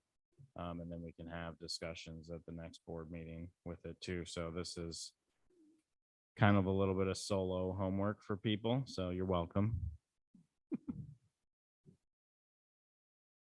Does anyone have any other discussion or questions? Sorry, Nancy, I forgot about You're you. first, Nancy, go ahead. Last year, talked about the charter template, so that things like the members and the or ad hoc committee would be standardized across all maybe 15 years at a time.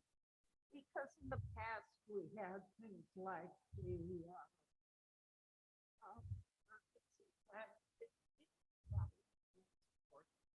they made up their own. The other committees used rules of order, so it was really kind of a hodgepodge of how they managed themselves.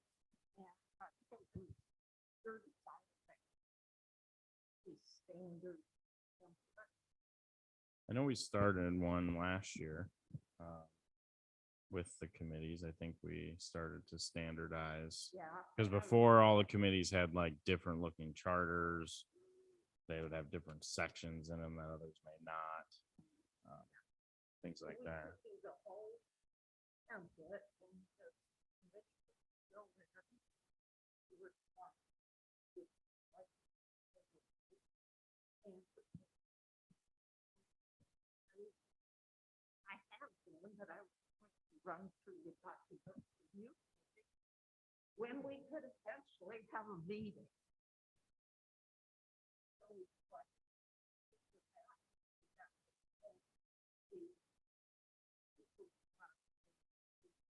Do we haven't voted that we're gonna be forming any ad hoc committees yet. Is that? Well, when somebody wants to a format together, so, Nancy's trying to be proactive. wait another week to get put together. Yeah, I mean, I think it would be good to take a look at the template we put together last year and see if it needs any updates. I think it's good to keep a standardized template that we would use if we do form committees from time to time. So that way it's something we don't necessarily have to address each year unless, state law or something changes. We have one, because I feel like somebody wants.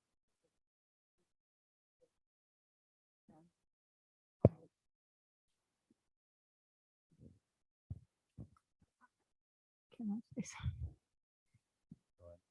I would like to recommend that we schedule the meeting after we have the next board meeting, because there's also some, the processes and like what you were talking about, just like some of these committees, they decided to use their own protocols as opposed to following Robert's rules and things. Those all they are actually supposed to come in front of the board, and the board has to approve all of those parameters. So maybe that's something that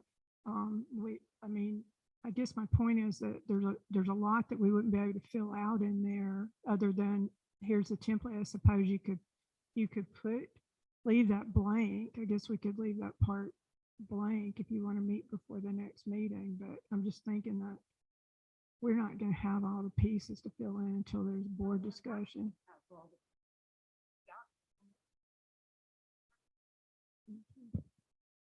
Linda? I have to agree with Nancy on this.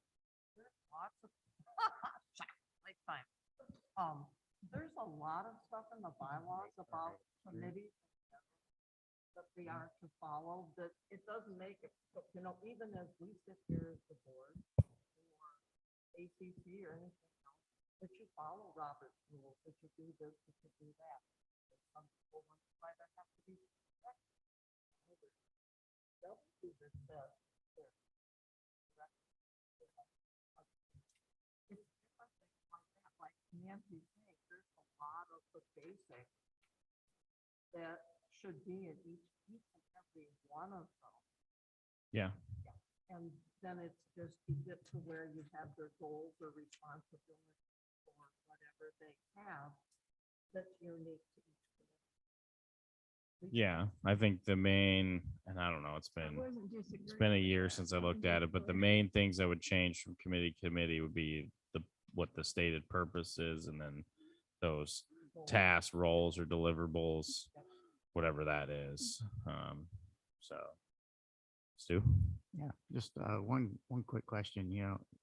As there's been lots of discussion, there's a lot of community members that are interested in committees. So basically what you're proposing is that the community members that want a committee need to find a board member to champion them, and then the board member needs to submit the form to the board for the discussion as to whether that committee is going to be formed and have a purpose and so on and so forth. I don't think it has anything to do with community members.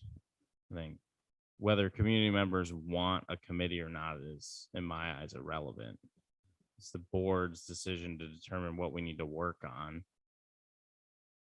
So like that's again, you're like, the board's supposed to drive the process, not the committee, not the community members. Like if the community members have something they want to do or whatever, they can form clubs and things like that. But like, I'm not here to I don't have like an infinite amount of time to give just because, of like, there's a lot of work, like actual work that we're mandated to do, and we have to cover that stuff, and there's only so much time. So it's, I kind of disagree with that assessment. I think it's you as a board director see a need for tasks to be done, because most community members who have not participated being on the board or don't have necessarily all the information that we get as board directors, do they actually even understand the process? Do they actually even understand like what coming up with deliverables is? Because you can go back and you can look at a lot of the committees we've had over the last 10 years, and a lot of them don't actually come back to the board with any deliverables or recommendations, or they're doing things that like our staff should take care of, things like that. So, I think it's not a community member driving the bus on it. It's the board making those decisions.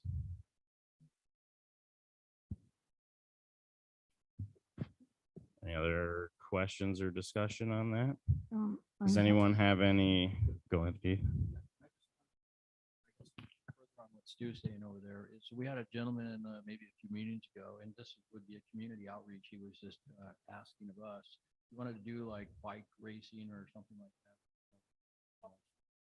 Yeah, something like that.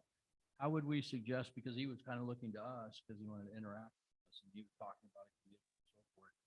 How would we suggest to to him, how we take that forward? Like you're saying, maybe a club somehow when he had gotten, I guess, with the going out. But I'm just curious, myself. Yeah, I mean, I think the board would need to like take up an initiative, like if they saw a need. Some things may run through like Joanne and staff, to see what's feasible even, things like that.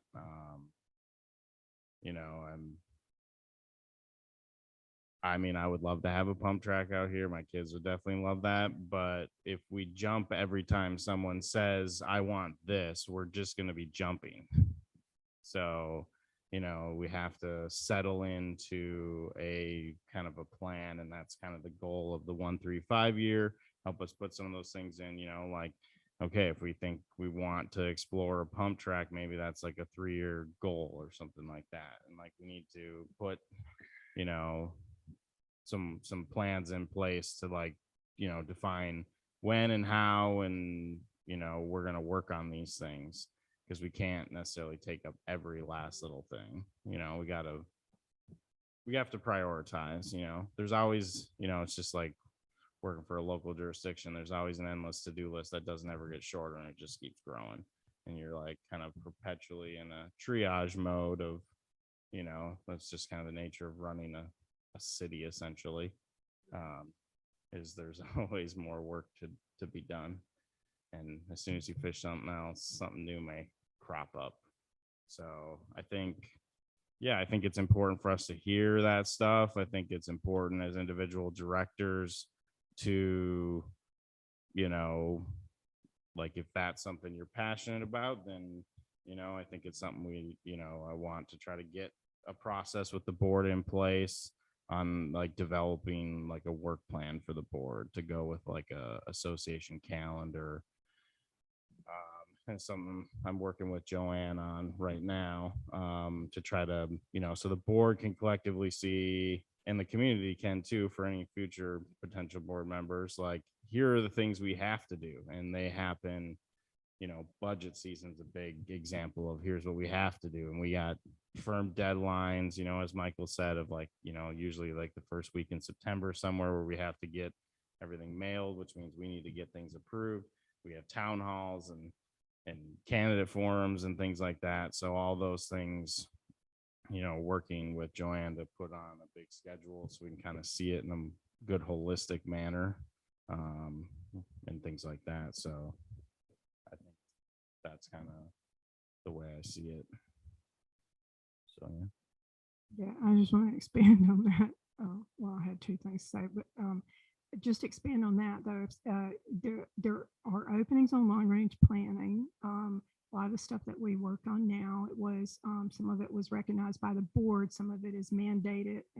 We have responsibilities for the roads and our facilities, et cetera. But some of the other things where we determined where to focus the time and the capital came from the long range planning survey that, and AJ mentioned that long range plan is going to work on that. It's time for that drill down and do that 3 years, that every 3-year assessment where we'll basically survey everybody right in the community to try to get input.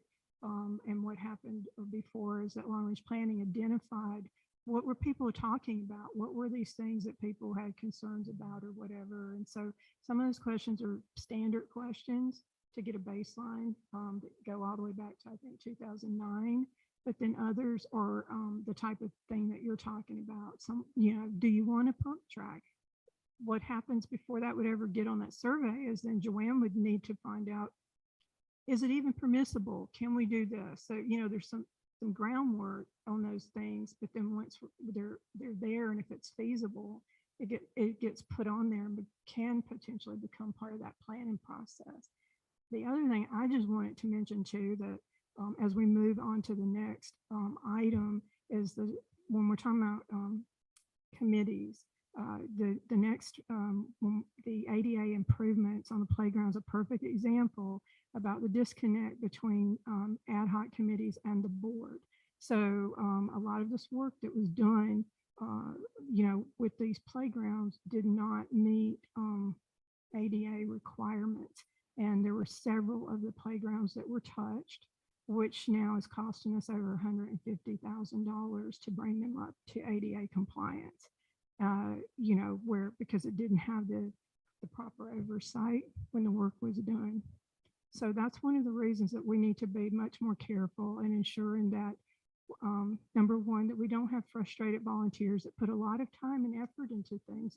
They're well-intentioned, but we need to make sure that everybody's got the right direction and that we have staff support to help with all of that, so that we don't have that disconnect, because these are costly mistakes.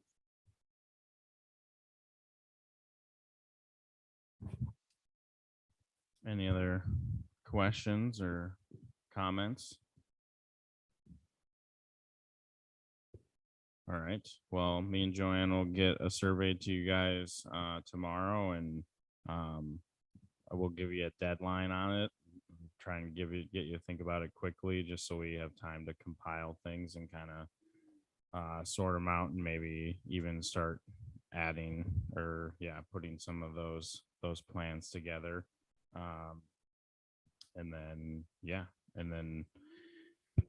As you think about that, and if you think you've identified a need for a committee, then please fill out the worksheet in the packet and submit it back to me, and then I'll compile that stuff and we can discuss those at the next. So if you're gonna suggest that, I'd ask you to try to get something to me by like Friday next week, not tomorrow. That way I have a little bit of time and a weekend to kind of compile things and stuff like that. All right.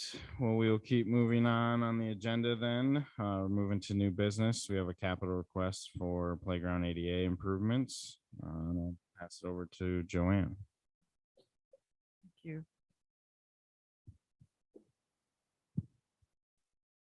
So this capital request is for 2023 playground improvements to bring playgrounds into ADA compliance. And the request is funding approval for both permitting and construction. The background of this is that in 2022, SVCA contracted with Pacific Landscape Architecture to evaluate parks for ADA compliance. PLA prepared a report in March of 2022, and which summarized the results of that inspection. The inspection identified ADA compliance issues, and so PLA prepared a second report in April of 2022, which identified the specific improvements that were necessary to bring the parks into compliance with ADA guidelines. The project proposed tonight will provide funding for the improvements to be completed at 2 parks to bring them into compliance. SVCA's 2023 budget includes a line item for these improvements in the amount of $75,000. The proposal tonight is to begin the permitting and construction of these park improvements. This work would include a notice of activity or NOA permit submittal to Whatcom County, preparation of bid documents and issuance to contractors for a proposal, summary of the bids received with recommendations to the board for a contract award, and as well as that work, it would also include completing the improvements at 2 of the parks, the recreation corridor and the Gate 5 entrance.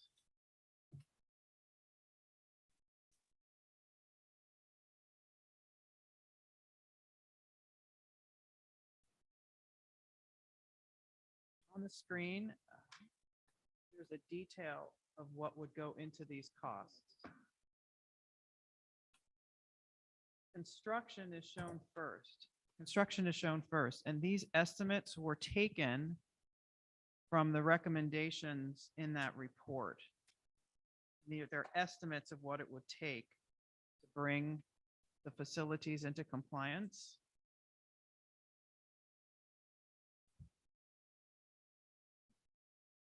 The Recreation Corridor Park has necessary 2022 ADA improvements identified at 22,855.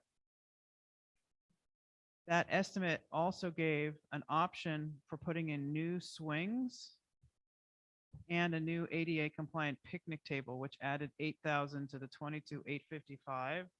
So if you look back to this spreadsheet, this table, that's how they get to 30,855. The Gate 5 Park required an estimated $23,100 in improvements to achieve ADA compliance, as well as optional paving and striping for ADA parking of $2,600. Together, those amounts add up to the Gate 5 Park. So the total estimate of construction for the parks, which is only an estimate, a designer's estimate at this point of $61,488. The remainder of the funds to make up the total of $78,000 are for putting together the bid package that would go out, applying for the NOA permit, and then managing that construction for a total of $9,520. So together that adds up to $78,032.60. So this approval tonight would allow us to move forward with the permitting and bidding on the work as it was designed. And then we would come back in front of you with the comparative bids for approval to move forward on a contract for the construction.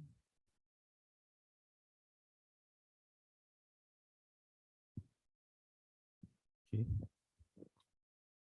Well, just a quick question. I'm a little confused because you're asking for like $78,000 for permit and construction. Then you're also saying it's going out. Yeah, it's super confusing. But the point is the design has estimates. Yeah. And that'll be part of the bid package. But we want to tell you what this would entail in total so that we can retain that budget item and have it be obligated so that it's available in the budget and doesn't get taken up somewhere else.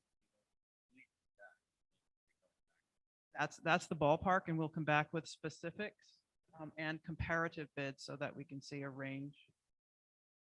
Yeah, basically it takes time to go put it out to bid and takes contractors time. So if the board's not going to even approve the money to begin with, then there's no point going through that effort. So typically we'll obligate construction funds, and then expect to see a contract come back before us for award and approval of the bid. Because if we don't obligate those funds, then Joanne's not going to take the initiative to go get bids. If we were like, no, don't spend that money. So that's kind of the general process. And that's kind of what we've followed here for most of these construction projects over the last couple of years. Linda? So.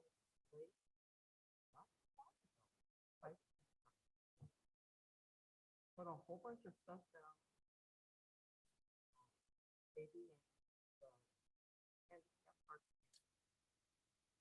that is now elevated to where it can stand. I think it's gonna come out. It's like way higher than the whole playground. And we've got that cost in there. Hydro already did that work. So what that had to do, part of that was, part of that NOA project because, that part that you're talking about impacted drainage and everything. So while they were on site, they went ahead and, while they were asphalting and everything, they went ahead and did that. But in here, there's, I think it's about, I think, what is it, 2000 and something, I can't find it, but there's a thing that talks about extending the walkway and the path. It's 2000 and something, I believe, that's additional asphalting. That'll take care of what you're talking about. That'll make the adjustment and then bring that path to the playground. And striping, it's asphalt and striping, so it'll get finished out. A lot of people. Before, somebody could drive up there. You sort of could go that way, and now it's like way up in the rock. Pull in there. It's like way, it's just not level. I would take a look at it. I was wondering if there was some. If there were 10 parking spots, 8 spots, registered spots, where so I was like that. But I was reading through them, they were saying how many parking spots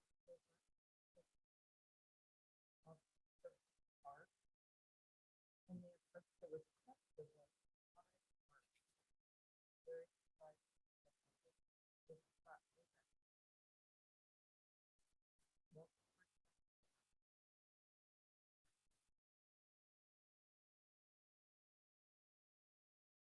Is there any other discussion? Questions? Nancy? parking spot. This exits from that street. That's what I thought. Except that right in front of the big road parking. So I don't know where that.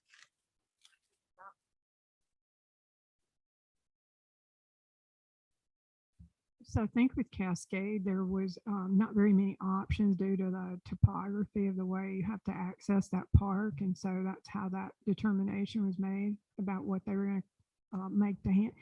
These are not completed, right? It was a combination, like trying to deal with things because we had two different issues. One was they were on site already asphalting and dealing with drainage issues, part of that NOA project. So they included a couple of these parking spaces because we were able to. And so, but the entire project isn't complete. That's why you're not seeing signs and things like that. But this designer, that's her job is, ADA compliance. And then she's the one that identified where those ADA spaces had to go based on how those pathways are going to have to be to access the playground. Choices and different. One had the parking spaces and the other said 0. All on street. What's that? For Cascade Park and the chart. One had the parking spaces and an ADA, and the other part above it had 0 spaces. It was all on the street. Okay. So I don't know, was that 2 choices, 2 different designers? So this is what I would recommend. I'm probably speaking for Joanne. I would recommend. There's a question about how the number of parking Yeah. spots for each of the parks was determined, and I can bring that back to the board. It's a reasonable question. Yeah. I did not drive around and check, and so you guys who live here and have for years have the advantage of me. But I'll sort it out and get back to y'all.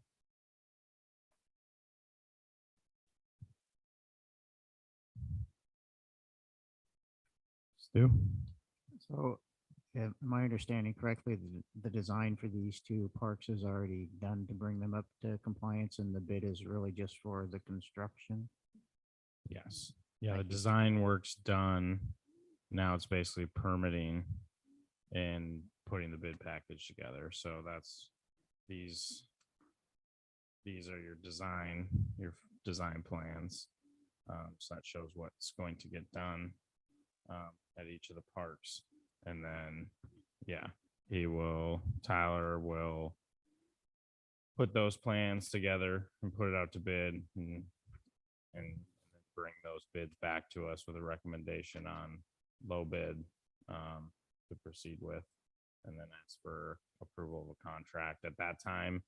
If the bids come in higher, we'd have to evaluate as a board whether we're going to spend that money or whatnot, and then, either approve some additional, a change order to add some money to be able to approve the contract or not.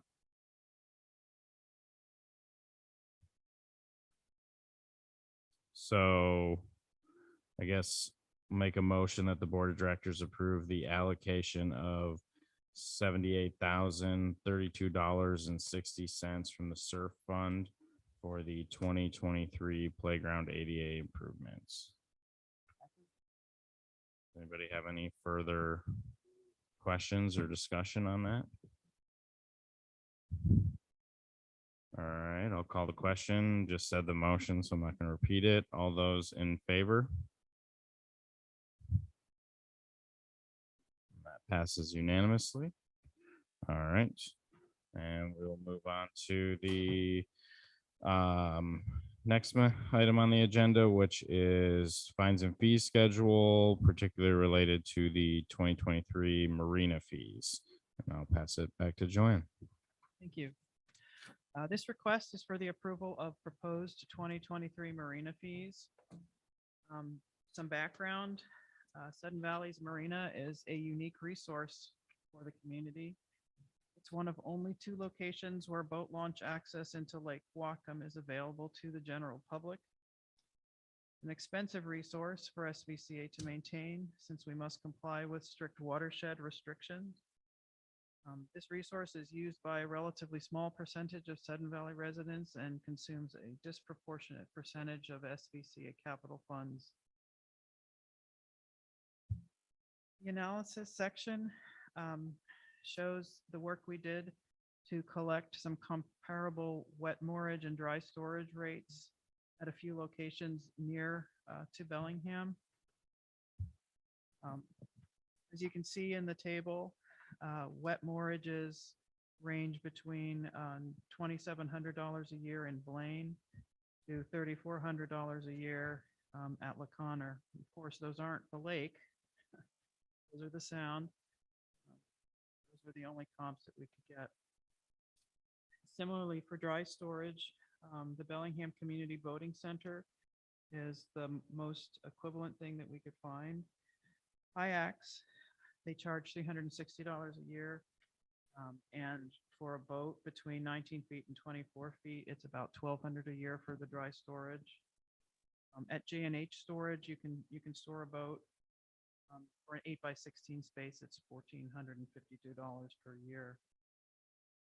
So this comparative exercise demonstrates that wet moorage and dry storage rates in the immediate area are significantly higher than the rates being charged by FCCA.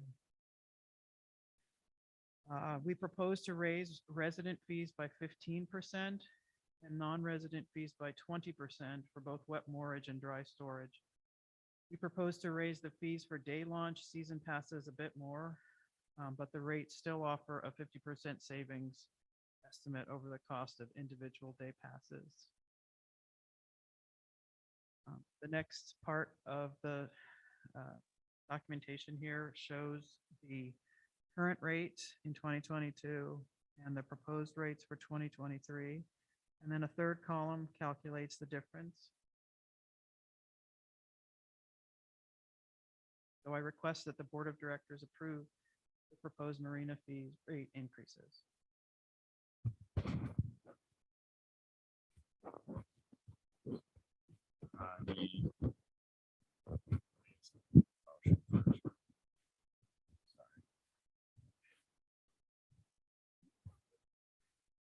I'll move that the board of directors approve the 2020 the marina fee rates changes in the 2023 fines and fee schedule as proposed in the board packet. Second. All right, any discussion? Linda, then Sonia.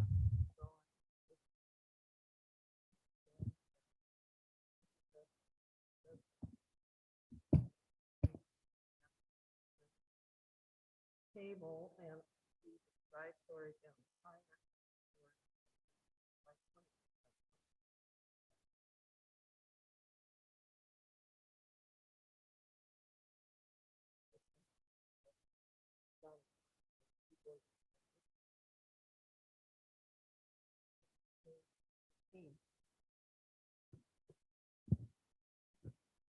I just wanted to add on. I think like last year, the year before, we jumped up 10%, and then 15% this year.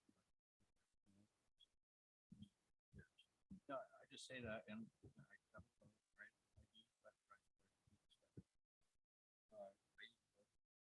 And that's all the other services that you have.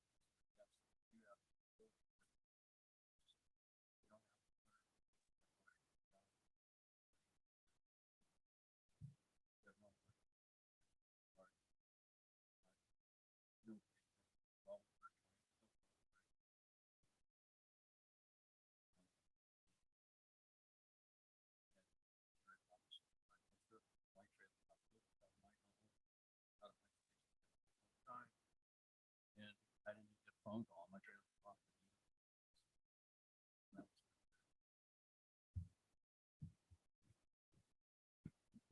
Sonia?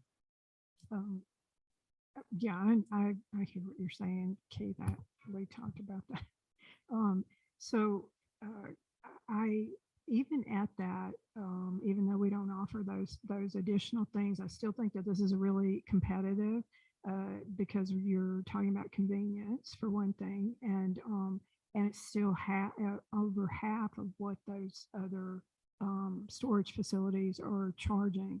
All of that said, what I'm curious is I'd like, Joanne, can you tell us how, can you kind of tell us how many wet slips we have, how many dry slips we have, and how many of those are residents versus non-residents? Yeah, there are 88 wet slips and 4 of them are rented to non-residents. So it's mostly residents. And for the dry slips, there are only 9 non-residents, and I think there's 176 or 86. So is that including, so we were able to, with the new parking lot reconfiguration, we were able to bring in That's not in 20 that number. Okay. We've recently undertaken a small readjusting project that didn't need permitting, and it's okay for us to do it now because there's less than significantly less than 500 square feet of soil disturbance. But the last row of dry slips, instead of following the curve of the other ranks, it kind of bumps out at the end. And we're moving that in so that it's a straight line. That gives us the ability to park more cars on the grassy area, which was lined for parking last summer. That was very successful. And by measuring and making things equal in all of the ranks and putting in new backstops, we're going to end up getting 20 additional dry slips to add to the rental. And we have 16 people on a waiting list for a dry slip. So that will help. It'll eliminate the entire waiting list and encourage other people to sign up.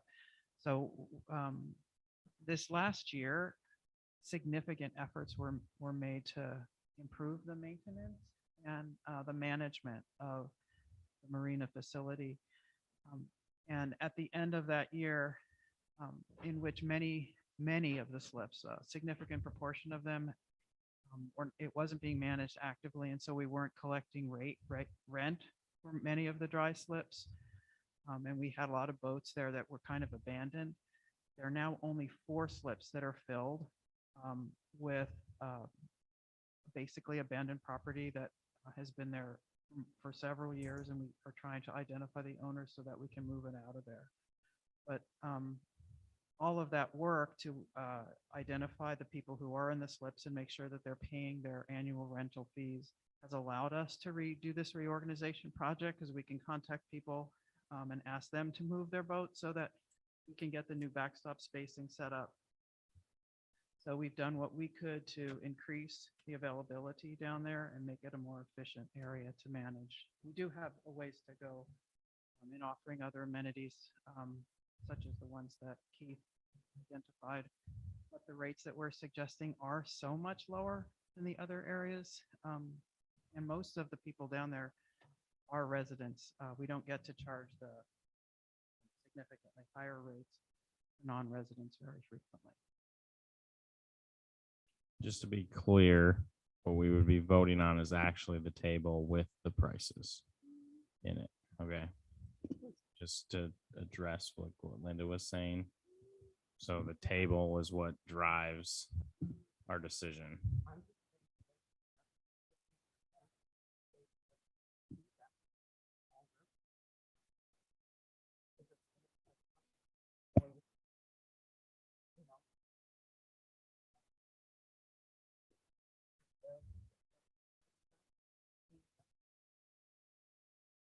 Well, it says that they're 20 there. I know. I'm saying the table drives. Yes, and I'm saying I would like.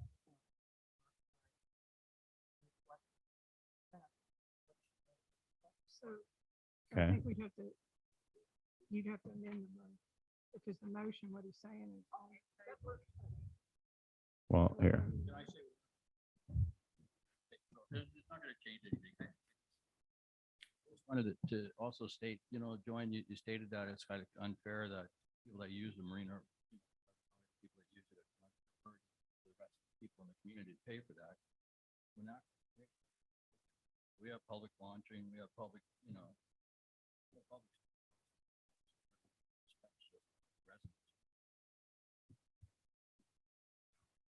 Stu? Well, my question actually goes along with Sonia's question, and Joanna, do you know how many people actually use the boat launch? And how many of those are residents versus non-residents? Yes and no. And I'll explain that terrible answer. We do know how many passes were sold. But because many of those were season passes and they're just cards that can get handed back and forth between people, they're not attached to a boat. We have no idea at all how many people have launched their boat there. So the card system doesn't track how many times the card's been used? It could, but it would require a far, it would be a business intelligence endeavor, basically a data analytics endeavor. Because my business actually has a swipe card for Interact, and I can tell you exactly who comes in, when they come in. And the cost is actually pretty cheap. So Stuart, I'd like to take this opportunity to share some information with y'all. We do have key cards here. And for the past 6 weeks, I have on average tried to log in to that system to download that very set of data that you just described. No luck, huh? Absolutely not.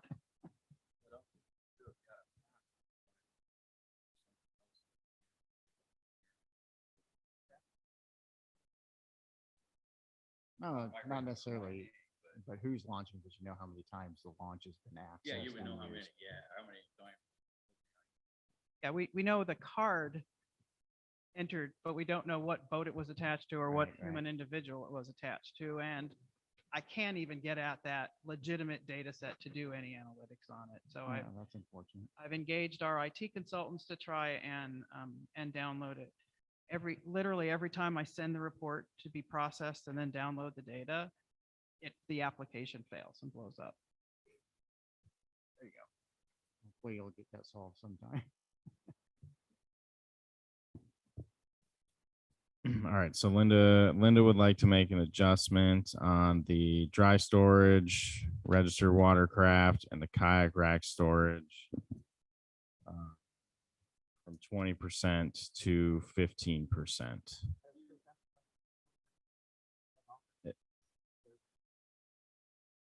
And then that would, if they were increased, 15%. That would create a 2023 rate for the dry storage registered watercraft of $506. And the kayak, is there cents involved that I need to incorporate? $126.50. And the kayak rack storage would be $126.50.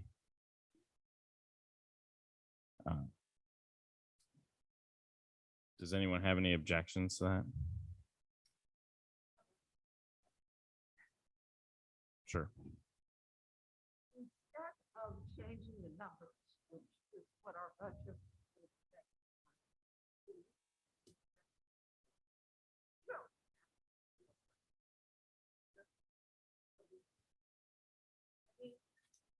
Well, it's just for our reference, basically, I think. So we can see that as a board. So you're saying, That's not, I don't think, that's not incorporated into the final fines and fee schedule. It's just gonna show the price. The percentage is there for us in our discussion and consideration. Well, you can just take a percent, calculate it. Acknowledge that.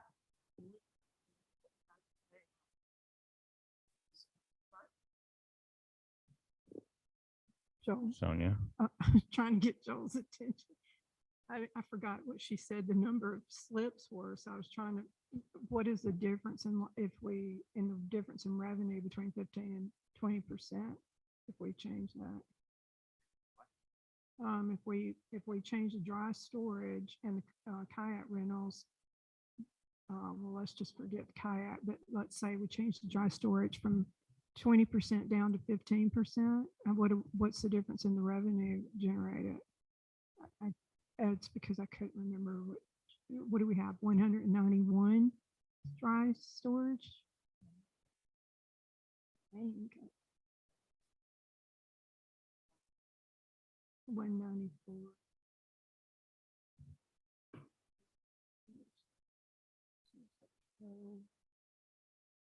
Okay, so this, yeah, like 23, almost 2330 difference in revenue. If we, by changing that 15%. Dry storage would be like 4,300. Yeah, 43. 1,260. Not Dry 20. storage, that's it, right? Yeah, so the difference in.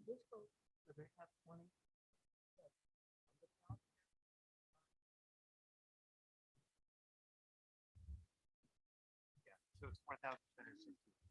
If you go from Just to be 20%. clear, the math is correct on the spreadsheet. It is 20%, so. Okay.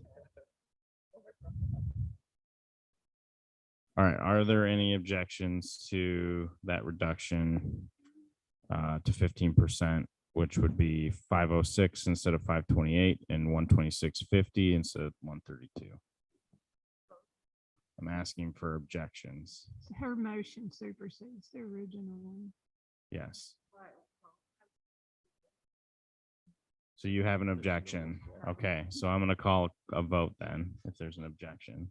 So I'll call the question, and the motion on the table is to change the dry storage registered watercraft from 20% to 15%, which would change the 2023 rate from 528 to 506, and the kayak rack storage down to 15% as well, which would change the 2023 rate from 132 to 126. And so we're voting, if you vote yes, you're approving the change from 20 down to 15%, just to be clear to everyone. All those in favor? All those against? So Sonia and Nancy against. The rest are in favor. So the rate, we've changed that rate to what was stated. So then the motion now on the table is that we approve these rates in the table with those newly adjusted rates. Is there any further discussion on that? All right, hearing none, we'll call the question. All those in favor of approving the new rates with the two amended? That passes unanimously. All right. That is the end of our agenda, and we are adjourned at 9:24. Thank you, everyone. Thank This one took longer. I thought it would. I told my own.